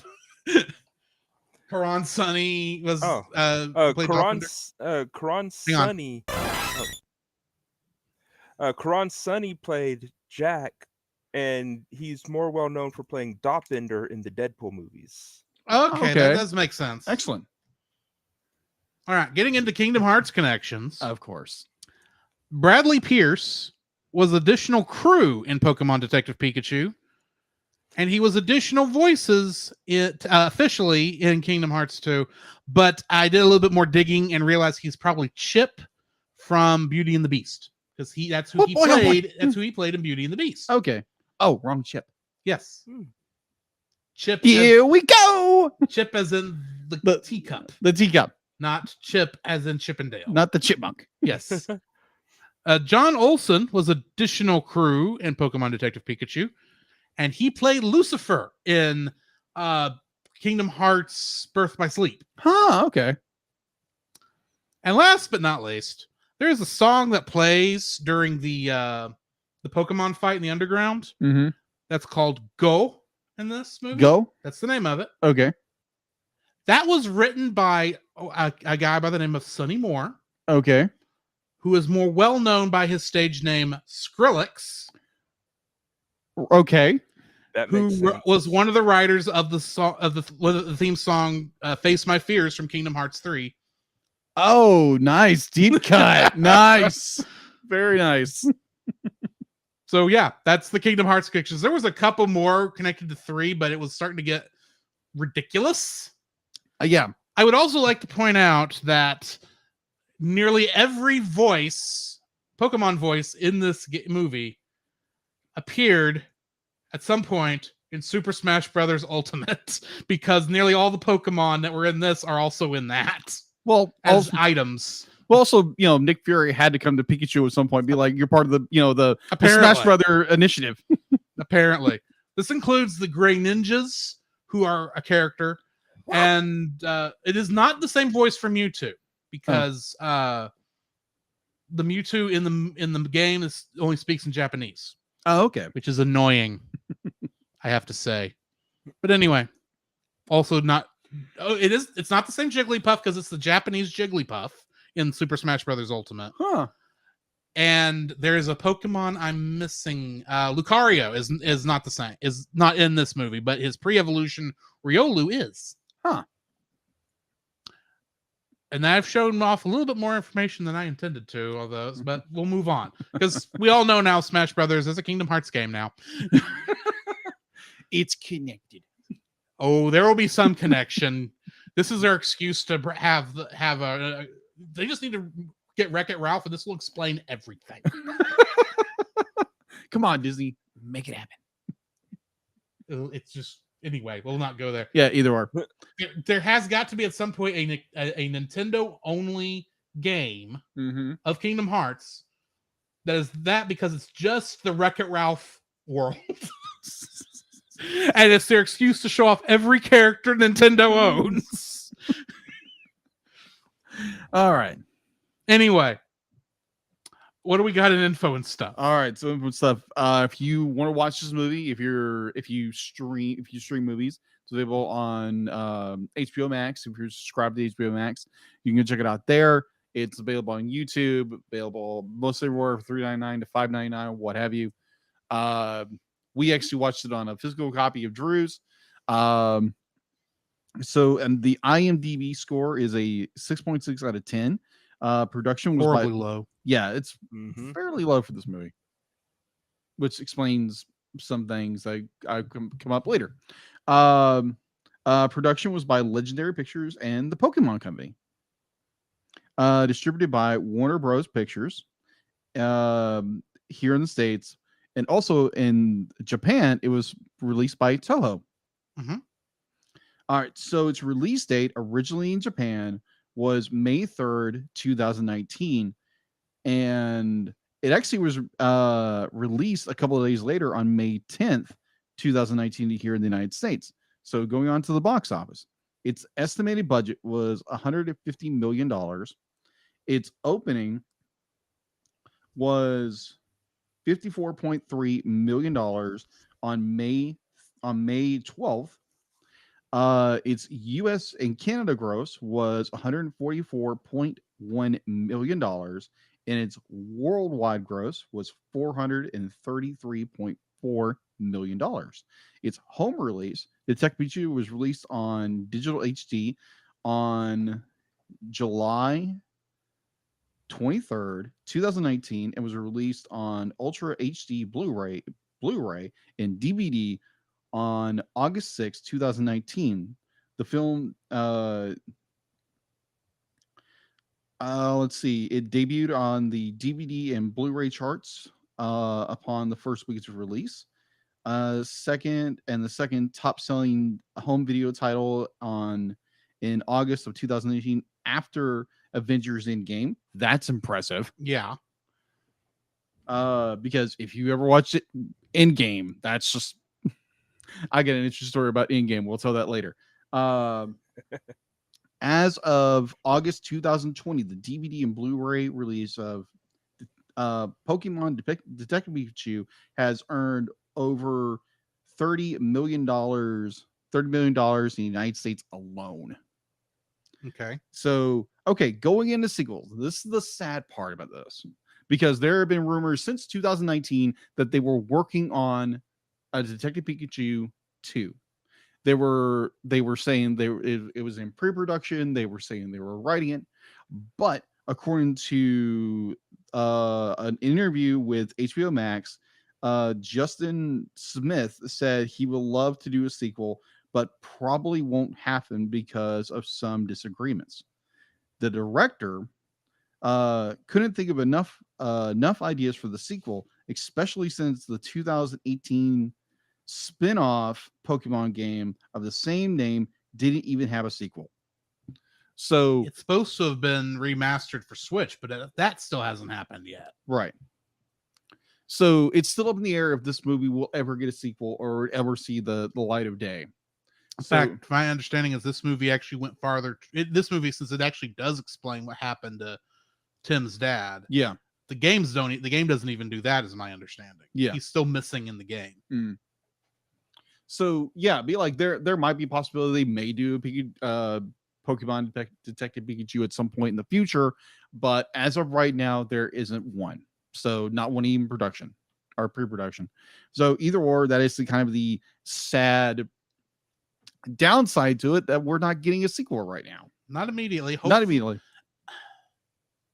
Ideally, you might do I honestly, I don't want them to do a direct sequel to Detective Pikachu. Right. Yeah. But I also don't know if the standard series game you can actually really do in a 2-hour movie with I would going make through it a trilogy. Yeah, maybe. In reality, though, I think I would prefer them just do an original story. Like Detective Pikachu is mostly an original story. The game is Right. I would want something set in that universe where a Pokemon trainer maybe was on his gym thing, but then gets wrapped up in essentially do the whole evil team thing and focus on that, Right. but have that be a chapter in this guy's as he's going through one of the Pokemon regions. I don't know which one. Or just make a new one. Because technically Rhyme City is in a Pokemon region. They just never say which Pokemon region. Okay. So Legendary Pictures and the Pokemon Company hired Drew to write your script. I didn't say write the script. I'm just an idea man. Okay, idea I mean, guy. you've seen my work with Sonic the Hedgehog too. That is true. The guy's got talent. The I guy's called got talent. that one. I called that one. Exactly. Hopefully, maybe So I hire just the man. Maybe I just called the concept here. Yeah. Who knows? But yeah, I could see it maybe a trilogy of games working too. But you've got to make me really care about this kid going through his whole Pokemon League journey. And that's going to be tough, I think, with the standard way those games are set up. Right. Anyway. That was all you had? That's all I got. Okay, well then I'll get into the summary. Tim Goodman gave up on his dream of being a Pokemon trainer following the death of his mother and his estrangement from his father, Harry, a police detective. Tim is contacted by the police of Rhyme City, a city where humans and Pokemon live together in harmony and Pokemon battles are illegal. He is informed by Harry's friend, Detective Hideo Yoshida, that Harry was killed in a car accident. Tim goes to Harry's apartment to sort things out and meets Harry's police partner, a deerstalker-clad amnesiac Pikachu, whom only Tim can understand. Tim accidentally releases a mysterious purple gas known as R from a vial he finds in Harry's office. They are then attacked by a party of Apom who become rabid under the gas's influence. Pikachu believes that Harry survived the crash as the police never found his body. They meet an informant of Harry's, a Mr. Mime, who directs them to an illegal underground Pokemon battle arena. The arena is raided by police, and Tim is brought to Yoshida, who reveals footage of Harry's crash, explaining that it is impossible that Harry could have survived. Tim and Pikachu are contacted by Howard Clifford, the founder of Clifford Industries and creator of Rhyme City. Clifford reveals that Harry was abducted by a genetically engineered Pokemon called Mewtwo, who erased Pikachu's memory of the incident. He warns Tim that his son Roger is behind the creation of the R-gas. Tim and Pikachu recruit aspiring journalist Lucy Stevens and her Psyduck and travel to the abandoned genetics lab Harry was investigating when they are attacked by genetically enhanced Greninja. A Bulbasaur leads them to Mewtwo. Pikachu remembers that he helped Mewtwo escape from the lab and believes he was responsible for betraying Harry. Not trusting himself, he leaves Tim. Pikachu finds evidence that it was the Greninja, not Mewtwo, who were responsible for the crash. Back in Rhyme City, Clifford exposes himself as the mastermind behind the R-gas and the Mewtwo experiments. He explains that Mewtwo confused humans with their Pokemon, but only if the Pokemon are drugged with R first. Tim and Pikachu subdue Clifford and thwart his plot.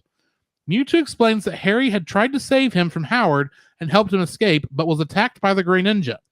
Mewtwo had decided to heal Harry's wounded body, while Pikachu had volunteered to have himself fuse his consciousness with Harry to continue their investigation, the experience erasing both their memories. Mewtwo separates the two, and Tim reunites with Harry in his human body. Separates the two, and Tim reunites with Harry in his human body. I just screwed that sentence up. D-lit. D-lit. Did it play? I Nope. didn't hear it. Pooh.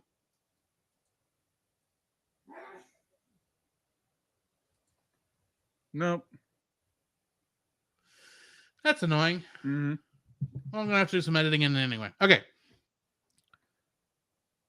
Which means it'll probably play here in a couple seconds in the middle of something else.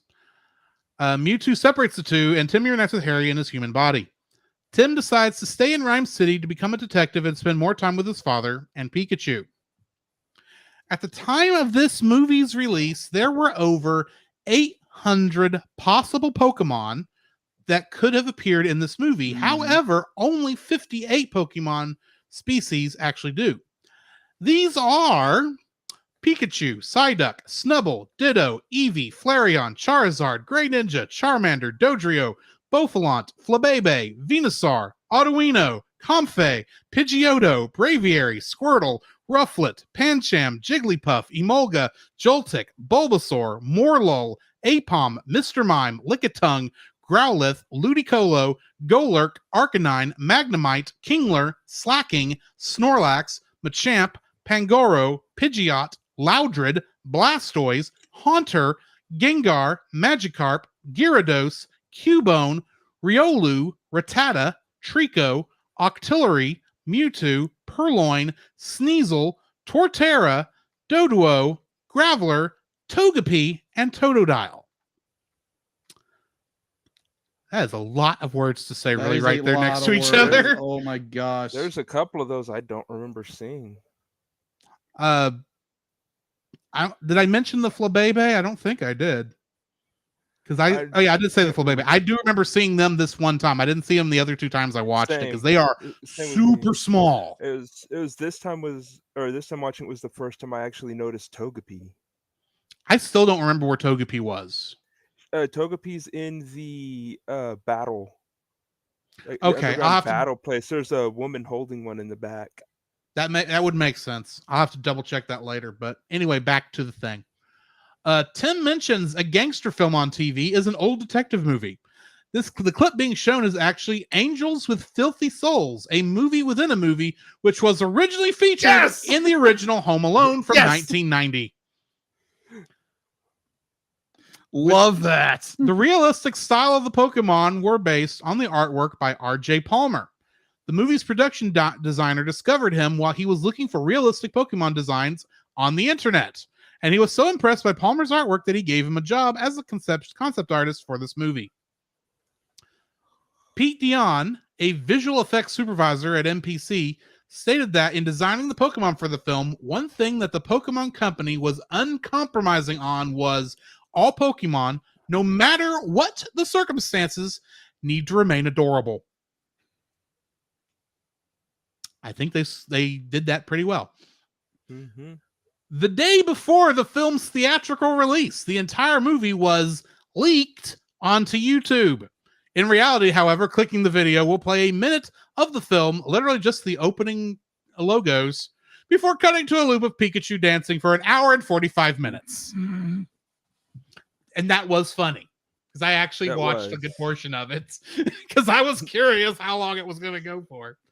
Or if there would be like some other scene hidden like deep within it where they wouldn't expect someone to actually sit that long for. But no, it is actually Pikachu dancing the whole time. Wow. The voiceover for the large crowd chants were recorded during the Pokemon World Championships 2018 in Nashville. Really? Mm-hmm. When Tim and Pikachu are searching the lab, they see footage that states that Mewtwo was created and escaped Kanto 20 years ago. Pokemon, the first movie, came out in 1999 in the USA. It was released in Japan in 1998, 20 years before the events of this movie, and featured Mewtwo. The Pokemon Company tried to keep Mr. Mime from appearing in the movie because they thought he wouldn't come out well in live action. Rob Letterman ended up having to pitch the whole idea personally to the Pokemon Company's president to cajole him into letting him appear. The film's cinematographer, John Matheson, noted that, like his other films, Detective Pikachu was shot on traditional film, in contrast to most other contemporary films which are shot digitally. He said the look of traditional film helped him make it look more realistic. I agree. It was the Pokemon's company idea to have Rhyme City ban battling and using Pokemon, wishing to show a different and more elevated relationship between Pokemon and people.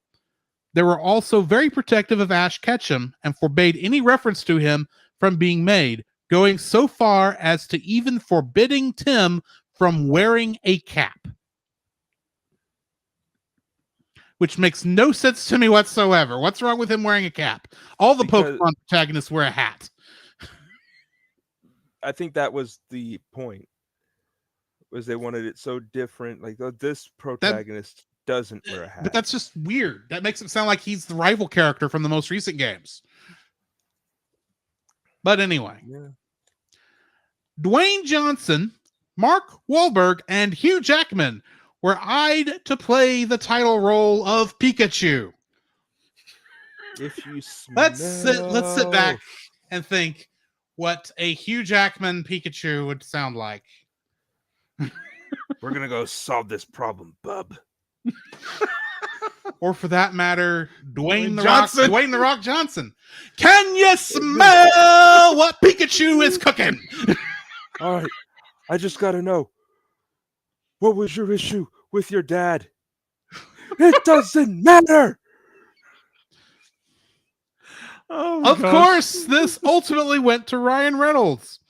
However, the fans from the start favored none other than Danny Devito for the role, despite DeVito claiming in an interview he had no idea what Pokemon even was. Danny DeVito? It later was revealed that DeVito was actually considered for the role, with the movie's visual effects team actually doing early character animation tests to recordings of the actor's previous roles. One of the movie's producers even said that the spirit of Danny DeVito, I promise you, is still inside of Pikachu when it came to crafting the character's personality. Oh, gosh. Okay. That's weird. Okay, so it's the penguin. Or worse. Or worse. There are worse things he's been in that is definitely true. Well, Twins. I say that knowing we got Deadpool playing Pikachu. That is true. But Danny DeVito would not have been that much worse. That is other than just sounding weird. Maybe it's a Psyduck. Yeah, there we go. Play a Psyduck. But anyway, Ms. Norman is seen texting that Pikachu is at the fighting ring. It is for the audience's. This is for the audience's benefit. As well, we don't know it yet. Ms. Norman is a Ditto. She can't speak words that humans can understand. Texting is a reliable way of communicating across the species barrier.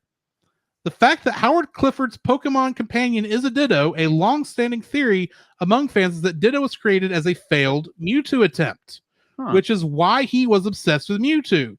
And besides that, for a man who is so fixated on Pokemon, it makes sense that his companion is the one that can become all of them. Which brings me to the end of the trivia. So, Josh, as our guest, what is your first like for this film? My first like is just simply the way that all the Pokemon look in live action. I feel like they captured, pun intended, the spirit of each Pokemon that they used for the movie. Like, to me, they all look how I essentially envisioned what they would look like if they were real. Right. Like what from how fuzzy Pikachu is to the scaly look of Charizard or Bulbasaur.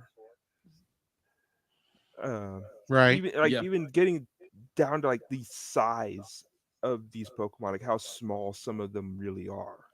Right. It's one of those things you don't think about when you're playing the game, is how small or big some of these creatures are. Yeah. So you don't think about how Flabébé is literally super tiny. Yeah, I mean, it is the smallest Pokemon in existence. Or how big Torterra is, notwithstanding the ones that are way oversized due to experiments. More on that later. But yeah, it's my first like, just the way that they all look. Okay. I like how even though there are only 58 species of Pokemon present in the movie, yes, it really feels like Pokemon are everywhere. Yeah, And it feels like it's a world full of Pokemon. And I know part of that is, even when you consider like when they're in Leaving Town at the very beginning of the film, trying to catch the Cubone. I love how even that kind of feels like this is a world that Pokemon existed. I mean, admittedly, they are taking the places of normal animals that you would normally see. So when it would make sense that a bird would fly through, they would use either a Pidgey or a Pidgeotto or a Braviary to show that. I appreciated that. Now the Lickitung, on the other hand, I could have did without. Yeah, that was a little creepy. Just a little that bit. is like the worst Pokemon in my opinion in terms of design, or the creepiest anyway. But I love how they made the way they handled, even with those only using those 58, made the world of Pokemon actually feel real. Yeah, and agreed. actually like it could exist, which most hybrid films do a bad job of making it feel like the animated characters and the real world actually fit together, even when they're supposed to look like they fit together. This is one of the few films I think actually pulls it off. But yeah, that's my first like, is how full the world is of Pokemon in this film. Oh, okay. So my first like is actually a quote. I didn't catch it at first. I kind of teased it up beforehand, and I'd be like watching the first time, I didn't catch it quite really, but watching the second time through detective mode, which is on the Blu-ray, I was watching it and I see this little Pikachu say this one line, and I lost it. Let me quote it to you. All right. So to set it up, this is where Pikachu with the cap and Detective Pikachu and what's her main character's name again? Tim. Tim, they're sitting at the bar or having coffee. They're trying to discuss what's going on. And so Detective Pikachu loves coffee for some reason. And so he says this line and it cracks me up. And everybody who's a nerd gets it. All right. Another round. Extra shot. Black as night. Thank you, sweetie. Black as night. As in the Dark Knight? No. As the Green Lantern. Oh, and brightest day and blackest night. night, no evil shall escape. Oh, wow. Let all who worship evil's might beware my power, Green Lantern's lights. I'd be like, I saw that. I was like, wait, that's actually a better reference than any reference he made to Deadpool. Yeah, that is true. Be like, I saw it. I watched it, and I was like, I had to pause it. I'm cracking up. It's like, oh my gosh, they made a Green Lantern reference, a joke in the Pokemon movie. I don't think it's an intentional joke, though. I don't think it was. It was so cleverly well done. And it's like, oh, Black as Night. It's like, that's a Green Lantern reference. I think it was a reference by accident almost. Yeah. Oh yeah. If it was by accident, great. If it was intentional, that's even better. I laugh. I know this is silly beyond belief, but the idea of this little line is like his coffee, Black as Night, and it's Ryan Reynolds, who is Green Lantern in a Warner Brothers film, made me laugh my head off. And I thought it was the funniest line ever. So yeah, mine is, Pikachu's line of using that. Yes. Okay. Josh, what's your second like? My second like actually kind of plays off something Jacob just said. It's just simply Ryan Reynolds as Pikachu. Yes, mm-hmm. Completely. It's one of those things, as I said, much earlier, is when I first heard Ryan Reynolds' voice coming out of Pikachu, my instant thought was, really? Deadpool? But then watching the movie, it's like, no, it just fits. I honestly can't think of any voice that I would rather have. Well, I mean, other than the regular Pikachu. Well, I mean, specifically if you're hearing Pikachu speaking, speaking English. But yeah, just some of the jokes to me only really work with Ryan Reynolds' voice. Like, oh, that's very twisty. Mm-hmm. Yes. Or the one of my favorite things is when he's going over, oh, he must have faked his death, or someone faked his death, or he faked someone else's death. That last one doesn't make sense. It is very much a Ryan Yeah. Reynolds thing.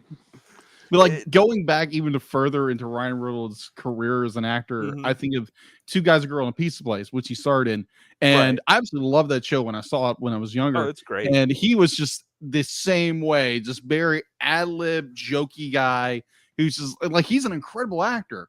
And the fact to be like they got Ryan Reynolds to do the voice, and apparently the only reason he did it because he wanted to do a film that his kids could watch because all his other films are rated R. Right. So I just thought it was very unique that they grabbed Ryan Reynolds, or he auditioned for it and got the role. And it's just like you said before, Josh, it was very off-putting at first. I was like, wait, this is Ryan Reynolds, the guy who did Deadpool. He's playing a Pokemon. He's playing Pikachu. And I thought that was very unique. So yeah, I completely agree. Now I need Ryan Reynolds as Detective Pikachu talking to Team Rocket's Meowth. Yes. I need this. It's as you said, he's always been known for ad lib, which almost makes me wonder how much of this movie was Ryan Reynolds ad libbing. Oh yeah, it was. Most of it was. I bet a lot of it was. I bet he had like what they ended up having to do was probably say, okay, here's what happens in the scene. We're recording your audio first so everyone else can act off of that. Here's what we got to do in this scene. Say the lines, make sure you reference this, and this, and we'll just do this we'll just record the audio of this about 3-4 times, and then we'll animate it. Yeah. Animate the best clips. I And even also remember. Sorry, go ahead. Go ahead. No, please. Oh, okay. So what I understand, like watching the features, be like Ryan Reynolds was on set for most of it, so he was dubbing his lines on set. That's even better if you have a decent way to record that. Yeah, I think some of it he did in the studio and some of it he did on set, and I thought that was like very unique because I guarantee there's probably so many gags they can't even show because it's Ryan Reynolds. Yeah, Right. And there is definitely a rated R cut of Detective Pikachu out there somewhere. Release it. I want to see it. That has to exist. Oh, it does. I guarantee there are so many ad libs, and it's kind of like Robin Williams from Aladdin. Yeah, be like there's a rated R version. There's a rated R version of it. I have heard that with that scenario, there's probably about 16 hours of. Oh yeah. Oh, that doesn't surprise me. Footage. Is Disney ever going to release it? No. Well, they probably legally can't. No. Would we want to hear it? Yeah. Yeah, absolutely. At least in a YouTube video. Yeah, exactly. But anyway. Yeah. So you already did your second like, right, yes. Josh? Okay. Yes. So my second like is the Mr. Mime scene. Oh, that was so good. Because here's the thing. Mr. Mime was for a very long time my least favorite Pokemon. Because let's face it, it's a creepy design. Indeed. For what it is. Indeed. But at the same time, the way they did that whole bit from beginning to end, to the point where even at the very end, after he's quote unquote doused Mr. Mime with gasoline and has the little thing, and they're miming, dousing him with gasoline, making a gasoline trail, but yet they close the door so Mr. Mime can't get out. What I love is he even and the whole time that they're holding the match, the mimed match, and it's lit, even though it's mimed. You can hear it. And you can't hear it at the beginning. Oh yeah, that's right. You can't it's hear not until they drop it and you hear the boom, and it's like, oh, wait, that Mr. Mime is needing to make a trip to the Pokemon Center. Well, one of the things I love is when as he's doing the trail, he hits his head. Yes. Oh yeah. Well, when Tim just stands out in front of him and just does the stops him and he wrecked on that motorcycle. It's like, oh, that was nasty. He should have. I'll go with this. This is a better explanation of Mr. Mime's powers than the games ever gave us, because all he does in the games is a standard psychic attacks everybody else can do.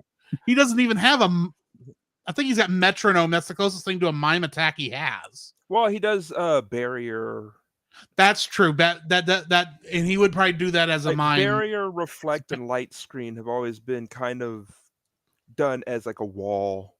Yeah, I'm sure those attacks were created with him in mind, and it's just Mhm. they're so useful they were given to other psychic types as well.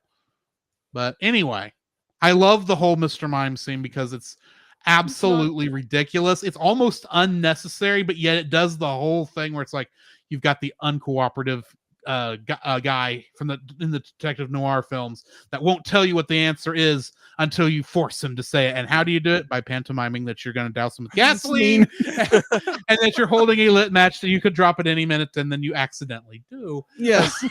One of my favorite lines from that whole scene is just that he's not going anywhere. Don't tell him that. That's yeah. Okay, I play good cop. You play bad cop. Okay. I'm pushing people out. You're pushing people. I'm pushing people. I'm pushing people away because I don't want to put myself out there in front of other people. It's like, Pikachu, he has no idea who you are. You're not hinting at your real identity. You're hiding your real identity. It's like we all know who you are at this point, even if we hadn't guessed it yet. Right. Anyway. Oh my gosh.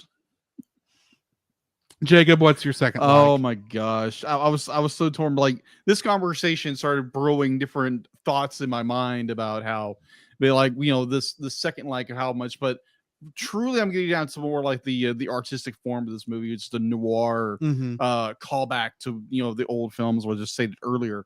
I just love how they use the lighting in this film. They use like you're going down an alley, it's just like dark, and like everything's cast in shadow, and you're using different light sources. Like when our main character Tim goes to his father's apartment, and the lighting goes from blue to red to blue, to different shades of colors, and just like how it's shot, everything. It's just a beautiful film way it's shot, and again, it's shot on 35 millimeter film, unlike more modern films where it's shot digitally. Yeah, and it just you gives it that realism. Be like, yeah, you don't get the grain or anything, but it's so well done. Actually, there is some film grain. Really, it's very light because of how new. I mean, it would have is filmed true. on that and then digitally and then transfer like immediately after to digital, probably for editing. Mm-hmm. So the film grain is very light because there's not a lot of age to it, but you can in the that is true. The you scenes can. with a lot of dark, you can really see. Yeah, you can see it. That's right. But that's just a real great touch. Definitely the director. And even on the Pokemon, you can see it, which more than likely were not not superimposed, but composited into the image until after it was digital, because I can't imagine trying to do that on the film side, but that is possible. Yeah. So they obviously had to have digitally inserted grain on top of them too. Yeah. Which is a level of detail you never think of in a film like this. Yeah. I love how like there's so much of the directorial direction with this when you get into the quote unquote the abandoned lab, and it just be like the way they shoot the angles and everything. I love how this movie's shot, and I just definitely just how this film's shot. It definitely noir, with the storytelling and everything. I absolutely just love that about this film. So yeah. That's my number 2. Which brings us to our Look up, Josh. Look up. I'm pointing at you. That brings us to our...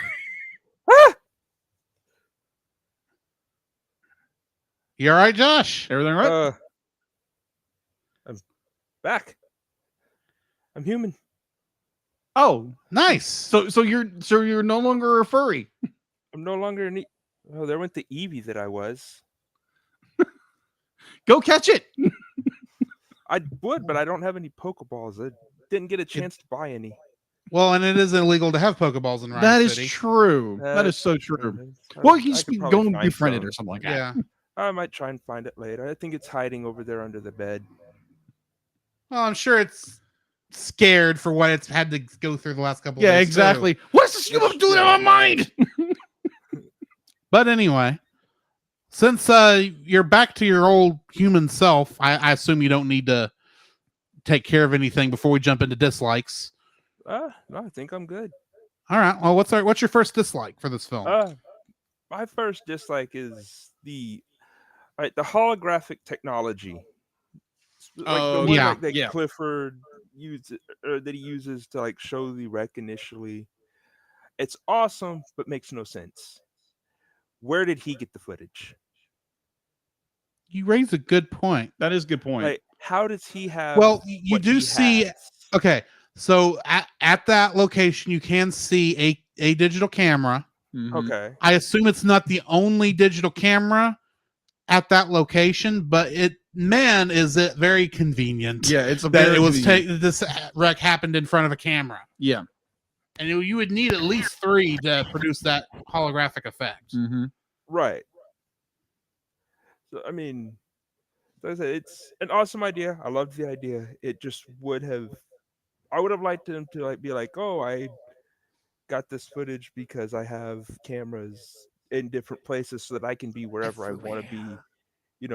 So that I can explore the city from the comfort of my office since I can't really Yeah. go Yeah. places. Big Brother is watching. Exactly. Well, that would have been a good way to get like some Magnemite in the film, because you could have them like maybe holding cameras. What is a Magnemite? It's kind of a sphere with 2 magnets on it. That Oh, okay. with a Okay. screw on top. It's one of the Gen 1s. You should know it. Okay. And if I you know get you know the 3 of Gen them, 1s it's a at least. A magneton. little bit. Do what, Josh? I said if you get 3 of them together, it's a magneton. And then if you somehow evolve it again, it turns into a spaceship. Exactly. But anyway, my first dislike as a kaiju fan, Okay. the giant Torterra garden, while cool to watch, Yes. could have been completely left out and not change the story. Right. Because the fact that these giant mountains Mm-hmm. stood up and walked around for a couple minutes, that very probably easily could have been seen from Rhyme City, Mm-hmm. because they're not that far away from No, town, they're not. Right. doesn't even make the news. Yeah. And I don't mean just, they didn't show it because, he owns the news. We know that. But I mean, it's like there's nobody even talking about. It's like, hey, did you see the skyline change? I wonder what that is. It could be a I wonder what's Pokemon. going on over there. Because I believe those are the largest land-dwelling Pokemon that have ever been seen, even though they are genetically altered Torterras. Yeah, you might be right. Because the only other Pokemon near that size is going to be Wailord, and it's out at Well, sea. How Which big we is didn't have in Groudon? this. Groudon? Okay, Groudon may be, because he is a Gen 3. He is the Gen 3 ground legendary. But I don't remember what the Pokedex says his size is. Yeah, I don't either. But would I think kind of he's assumed pretty he big. was about the same size as the water one from that one, which is the name I can't think of right Kyogre? now. Yeah, Kyogre. And it's smaller than Wailord. So, Okay. Yeah. because Wailord is the biggest one, to my knowledge. Believe you're right. I'd have to Which- double check some of the newer stuff, but Which is really strange when you consider that it technically somehow can mate with a Skitty. we don't question it. We don't question it, no. I'm just saying, huge whale. There's only one way that kind of works, but Fox cat. Itty bitty kitty cat. Don't know how that works or how it produces an egg. And I thought Digimon Digivolutions were weird. Oh, it gets stranger. Oh, okay. Bear in mind, like half the Pokemon on the global trade network right now can probably count a Ditto as one of its parents. Whoa. Okay. At least half Okay. of all the Pokemon on the global trade system right now. All right. If not more. But anyway, because the Ditto can actually mate with any Pokemon that can mate. Okay. Gotcha. But anyway. Yeah. Yeah, the don't get me wrong, I love the fact that we've got 3 giant Torterras, because that is the closest to, outside of having the Godzilla one, whose name I can't think of right now either. I feel horrible. Outside of him showing up, he's not even that size. So I mean, this is like the Pokemon Kaiju, the first Pokemon Kaiju prior to Sword and Shield, Dynamaxing. and then Dynamaxing, where we literally get Pikachu because we get giant Pikachu. But still, like those things are huge, but they make almost no impact on anything in the setting or the story, and that's annoying. Jacob, All right. So you started bringing up more lore about Pokemon. yes, I know too much. Yes. Mine would be kind of the opposite, with being a non-Pokemon fanatic, someone who doesn't know the lore and everything going into this film. I'm like, okay, who's this character? Who's this character? What's going on here? Be like, all these references that are going on, I can't catch. Be like, I am missing Nice pun. Yes, exactly. I'm missing a little spear that I don't know how to use because I'm not a Pokemon fan. So watching this film, it's like it's a great film. Do not get me wrong, but I don't get any of the references whatsoever. So you probably didn't even catch when Pikachu said, "Oh my Arceus." No, I didn't. Or why that matters. Be like, okay, that's a funny joke. I don't get it. Arceus is the Pokemon god. Oh, okay. And you actually see a statue of him in Clifford's office next to Dialga and Palkia, the Pokemon god of space and the Pokemon god of time. Yeesh. Okay. And yet now I know. And they didn't put the little topiary Pokemon in there like they should have. And there's no reference to Giratina, but we can understand that. Or for that matter, there is a Zapdos or an Articuno reference on the poster at least. So there's that legendary, but none of the other big legendaries. If really you look in his bedroom, he does have a Rayquaza. That's right. He does have the Rayquaza thing. And so this came out. Okay, this movie came out in 2019, so that would have been before Sword and Shield, but after Sun and Moon, right? I believe so, yes. So yeah, he doesn't have any of the Alolan stuff in there, but that also kind of makes sense because that game would have been in production while the movie was. But anyway, how known like the Tapus would have been outside of Alola. So yeah, all I know is if they could have done it in time, I guarantee you Alola Executor would have been in there. Oh, that would have been so cool. That would have been funny. Alolan Executor is a palm tree that is literally 7 feet tall. Okay, it's also somehow a dragon. In Pokemon Go, its head is above the camera. Okay, all you can see is the bottom. Wow. Okay, it is tall and it is funny looking. Oh, okay. So like you just said, like all that information, I had no idea what that meant. I mean, like I get little references here and there, but most of the time, like this movie was made for Pokemon fans. Now, for a person who loves animation, loves movies, be like, okay, I can enjoy the film for what it is as a cinematic, for storytelling, for I get what a Pikachu is, I get what a Squirtle is, I get what a I want to say Charmander, but Charizard. Yeah, Charizard. You're in the right family, at least. Okay.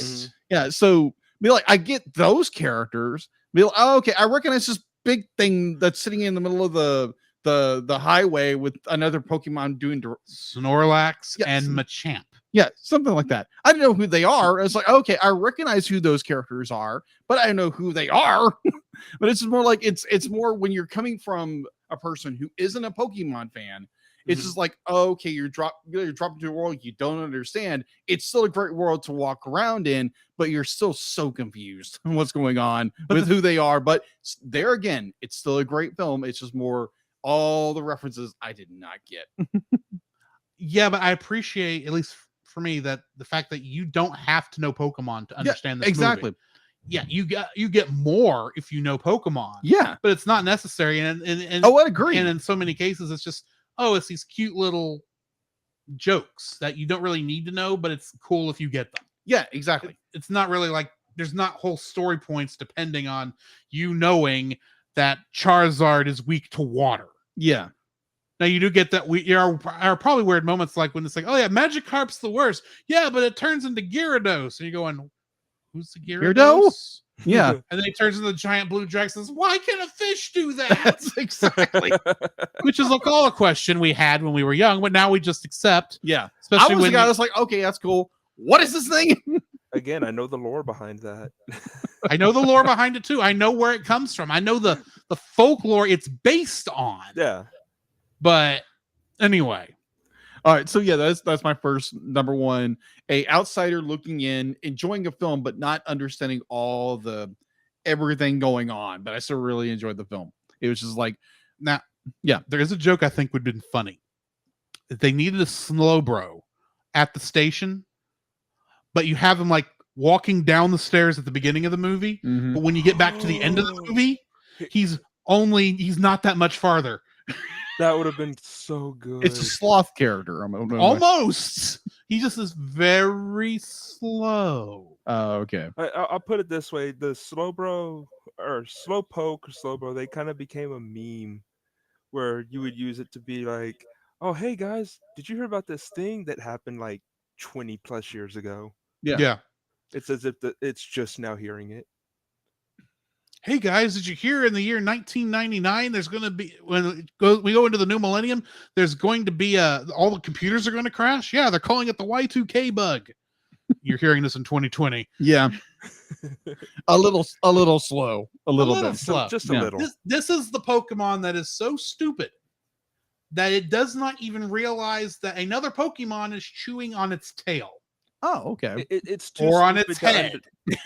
Wow. In a different version. Okay. It's too stupid to understand pain. Yes. So it's stupider than a sheep? And it's a psychic Yes. type.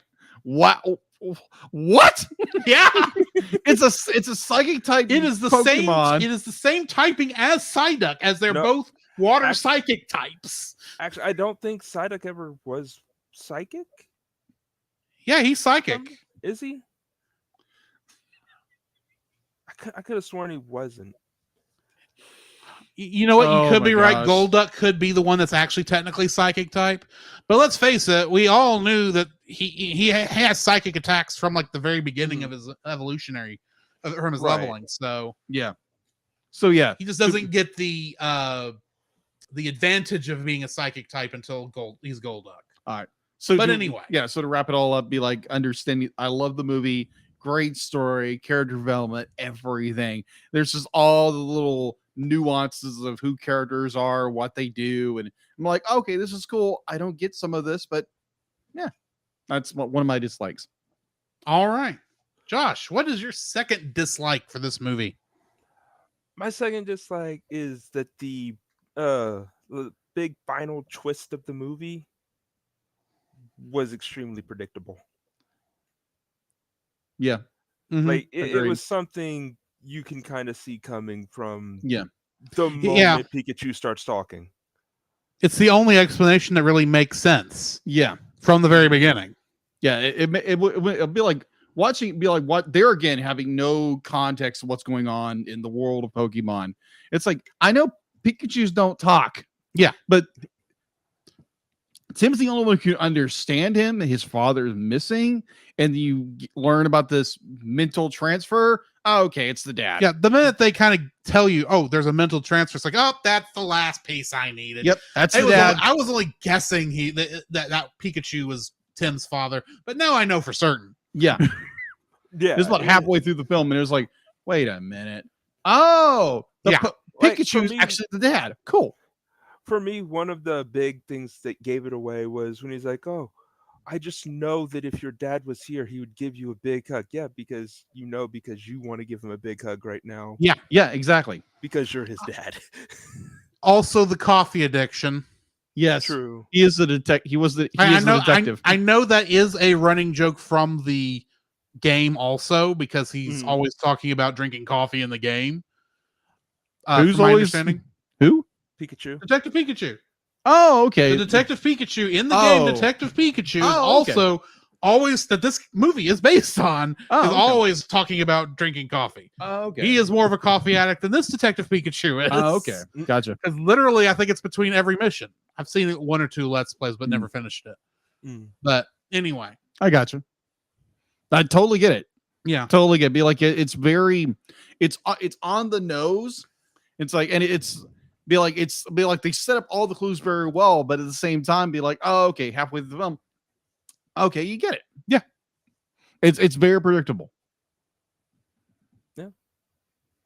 All right. So my second dislike for this film is, despite all of the Pokemon designs working as well as they are, there are a couple points in time where I don't know if it's the art style, I don't know if it's just bad compositing or what, but there's a couple parts where you look at it and go, that does not match what's going on.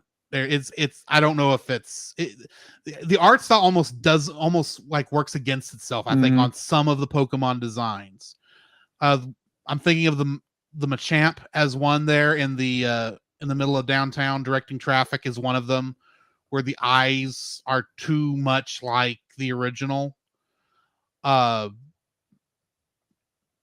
it kind of looks weird. And as much as I love the twist with Ditto, boy, that effect should not be put on humans. I think that was the intention, was to make it like, I know, but I remember looking at that and going, "Ugh, I feel dirty looking at this." it feels like one of those things. If you saw that, Oh yeah, in real life, that thing in was. real life, yeah, If you you'd saw be a like, well, human with I'm those having two little nightmares. beady eyes and a smile, you would be scared half to death. Yeah. You would probably be having nightmares for like the next year. Mhm. Yeah. Now, Ditto in its normal form, I thought actually looked very well, and that's the best way I could think to actually do a Ditto, outside of it just being a pile of pink slop.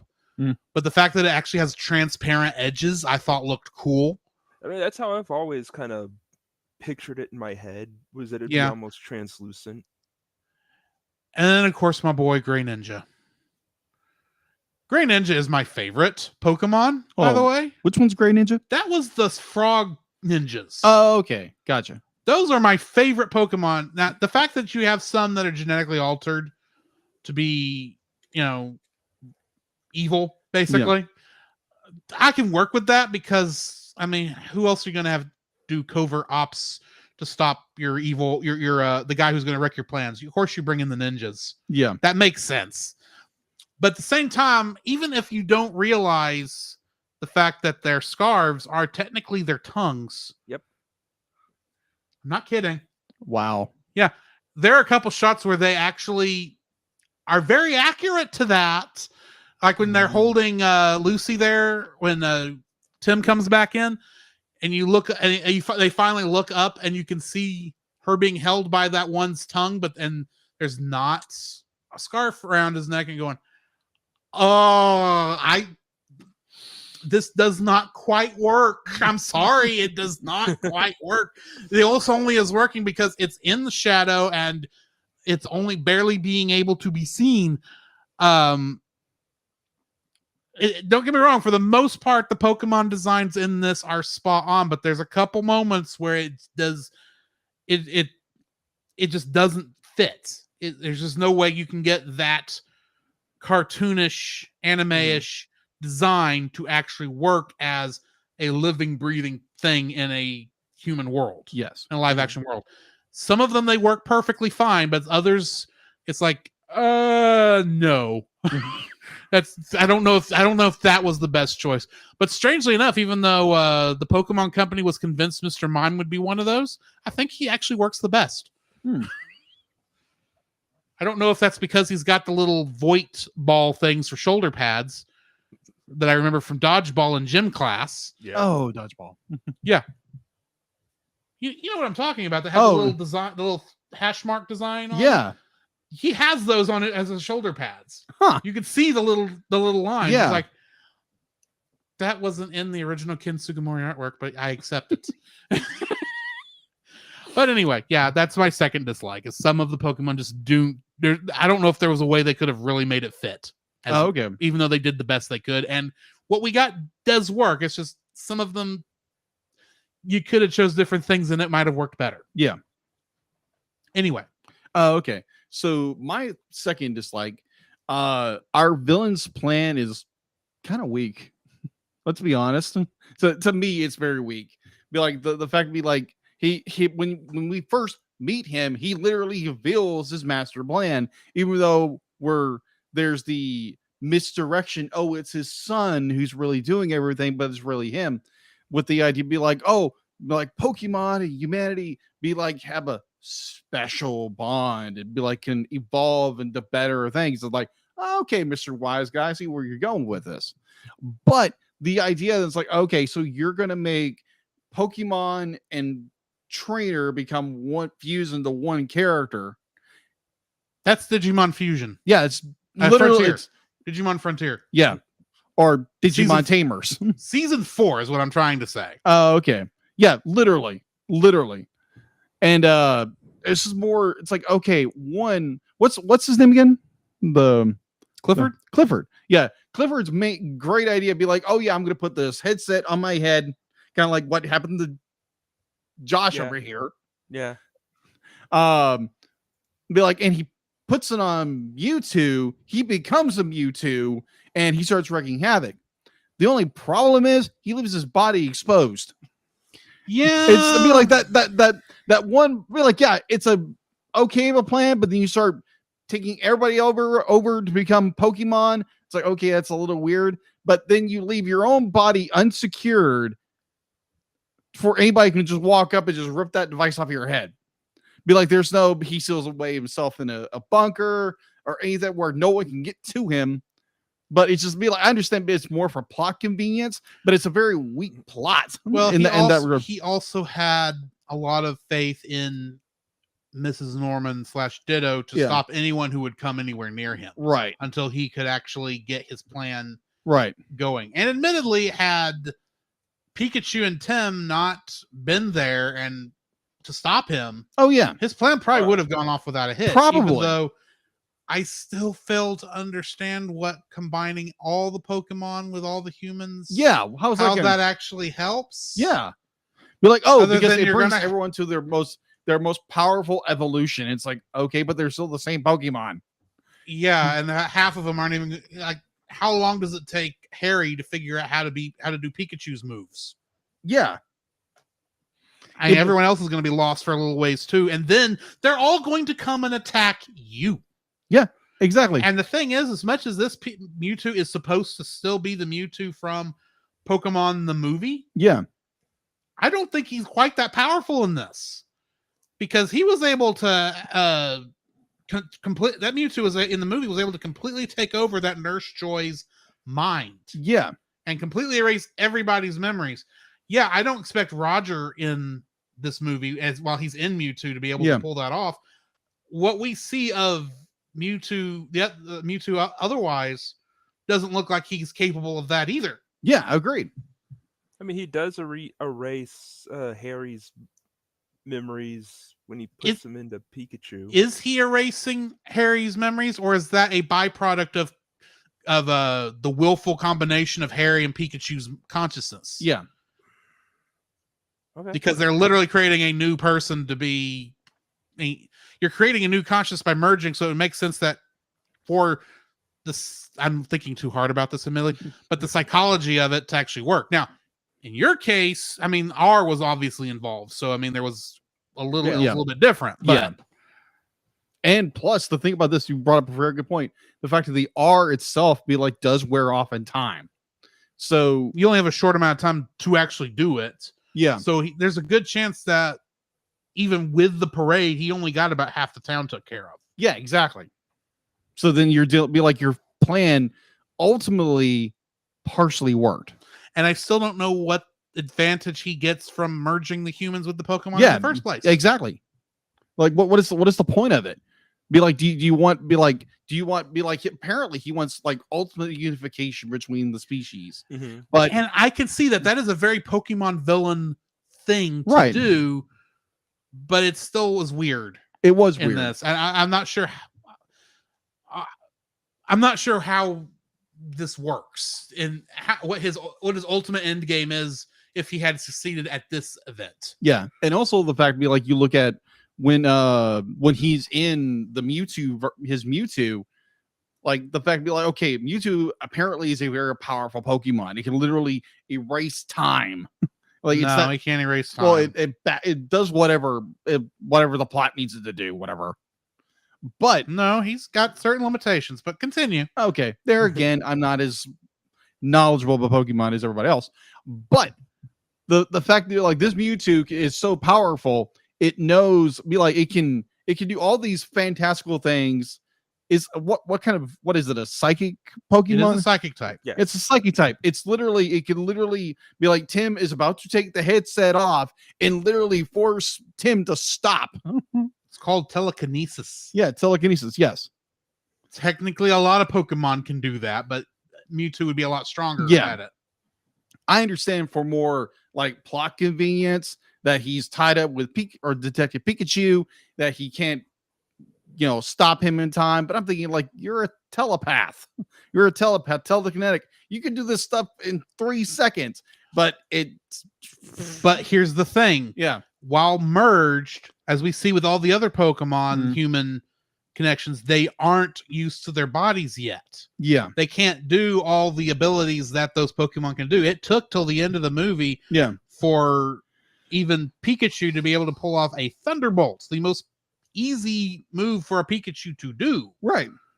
Much less the not Electro Ball. That's not what that's called. Well, he did use Electro Ball at one point. Yeah, but I think you're thinking of Volt Tackle. Volt Tackle is the one I'm thinking of. The one that injures him at the same time. Yeah.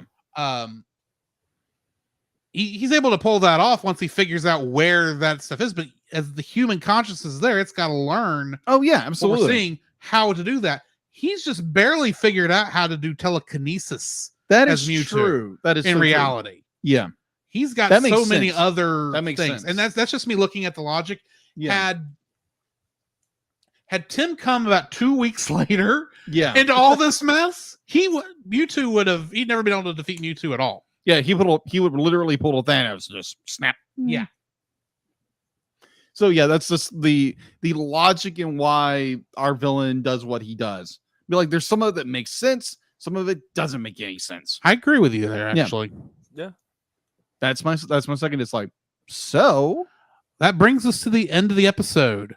So we need to give our final ratings for this movie. Josh, what is your final rating for Pokemon Detective Pikachu? I'm going to give it a solid 8.5. Okay. It's like I said, it's a great movie. It's one of the best, if not the best, video game movies ever made. It's probably my favorite Pokemon movie. And if you're a Pokemon fan and you have not watched this yet for some reason, you need to go watch it. It's a must watch for Pokemon fans. That's all I can really say. Okay. All right. I'm going to give it an 8. Like Josh said, it is like one of the very best video game adaptations made. The ironic thing, though, is it's that because it's actually an adaptation of the anime that the game that's also based on the game is why it's able to pull that off, I think. But at the same time, this is still, they're able to pull off these designs that are not technically possible in the real world. They're able to craft at least like semi-coherent story throughout most things. You're actually, while the whole thing with whether or not Pikachu is Tim's dad or not is easy to figure out early on, the rest of the mysteries, they are a surprise when they finally do get revealed. They don't just hand it to you. They give you plenty of ways to figure it out until you get there. But I thought it was very well done. It was a great adaptation. A lot of good Easter eggs in there if you're a Pokemon fan, but you don't need to know them to watch the movie and still enjoy it. So yeah, I'm giving it an 8. I'm in the same sentiment as Drew.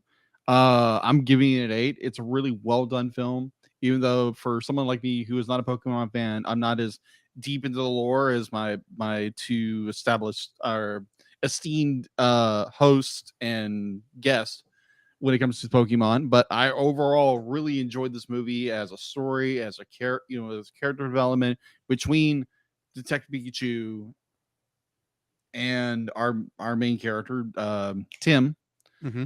And like some of the development was very well done, story wise, directorial. Like it was a great film. And even if you're not a Pokemon fan and you're just simply an animation fan or just a movie fan in general, I would definitely agree to go watch this. This is a really well done film. And it's sad at the current time we're not getting a sequel, which is kind of understandable in some ways. I hope they kind of continue this kind of this train of thought when it comes to making a Pokemon movie, and that would be fun to watch. And there again, throughout this entire episode of two guys who know Pokemon, be like it's been very educational talking about and learning more about this thing, which I'm primarily a Digimon fan, but hint while we did the Digimon Tribe movies. Yeah. So I really enjoyed with you guys definitely getting all the information you have divulged throughout this entire episode has been very enlightening in so many ways. So yeah, I thoroughly enjoyed it. It's definitely an 8 for me. That brings us to the end of another episode. Our next episode is something with a doll.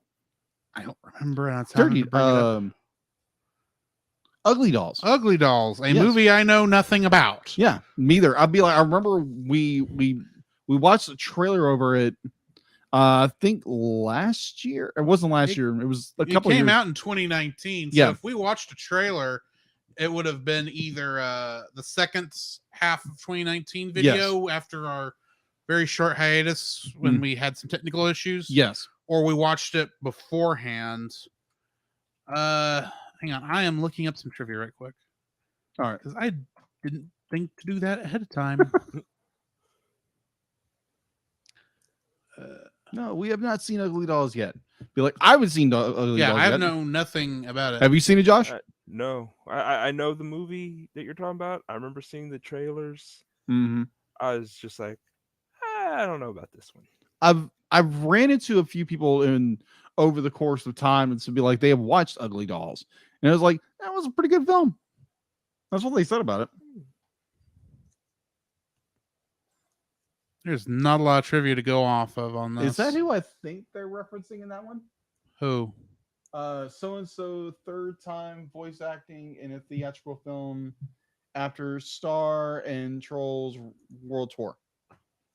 Kelly Clarkson? Yes. Yeah, this is what that says. Mm-hmm.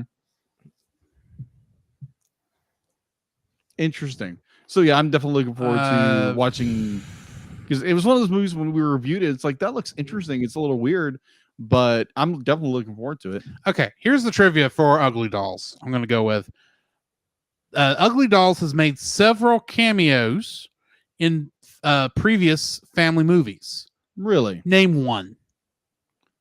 Ugly Dolls in another movie. In a movie that came before it. Really? It made cameos in movies that came before it. So just name one of them. You've got a bunch to pick from. Oh, okay.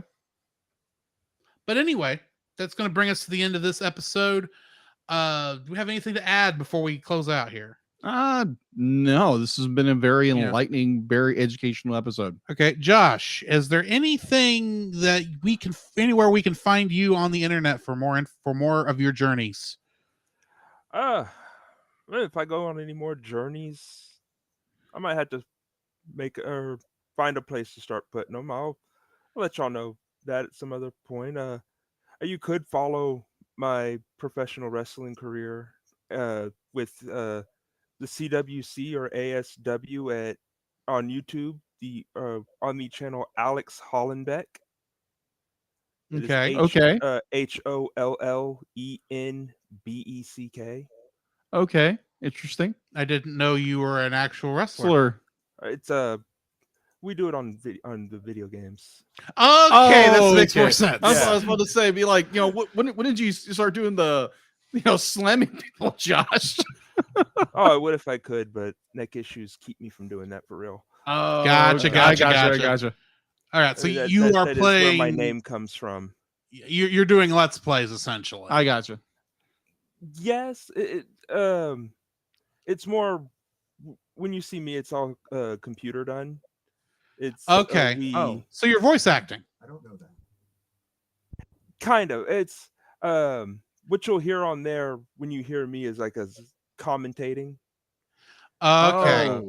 Although you won't hear me commentating my own matches because I can't commentate while I'm in the ring, obviously. Right. Unless he's a Mewtwo. Yeah, That would be get awkward, but no, he only got Eevee. Yeah, that's Of course, true. if he had, Yeah. if before the thing separated, if he'd have gone to Espeon, which is also a psychic type, I mean, yeah. If I'd then he gone could to have, Es- but then that if would I'd look gone to ra- Espeon.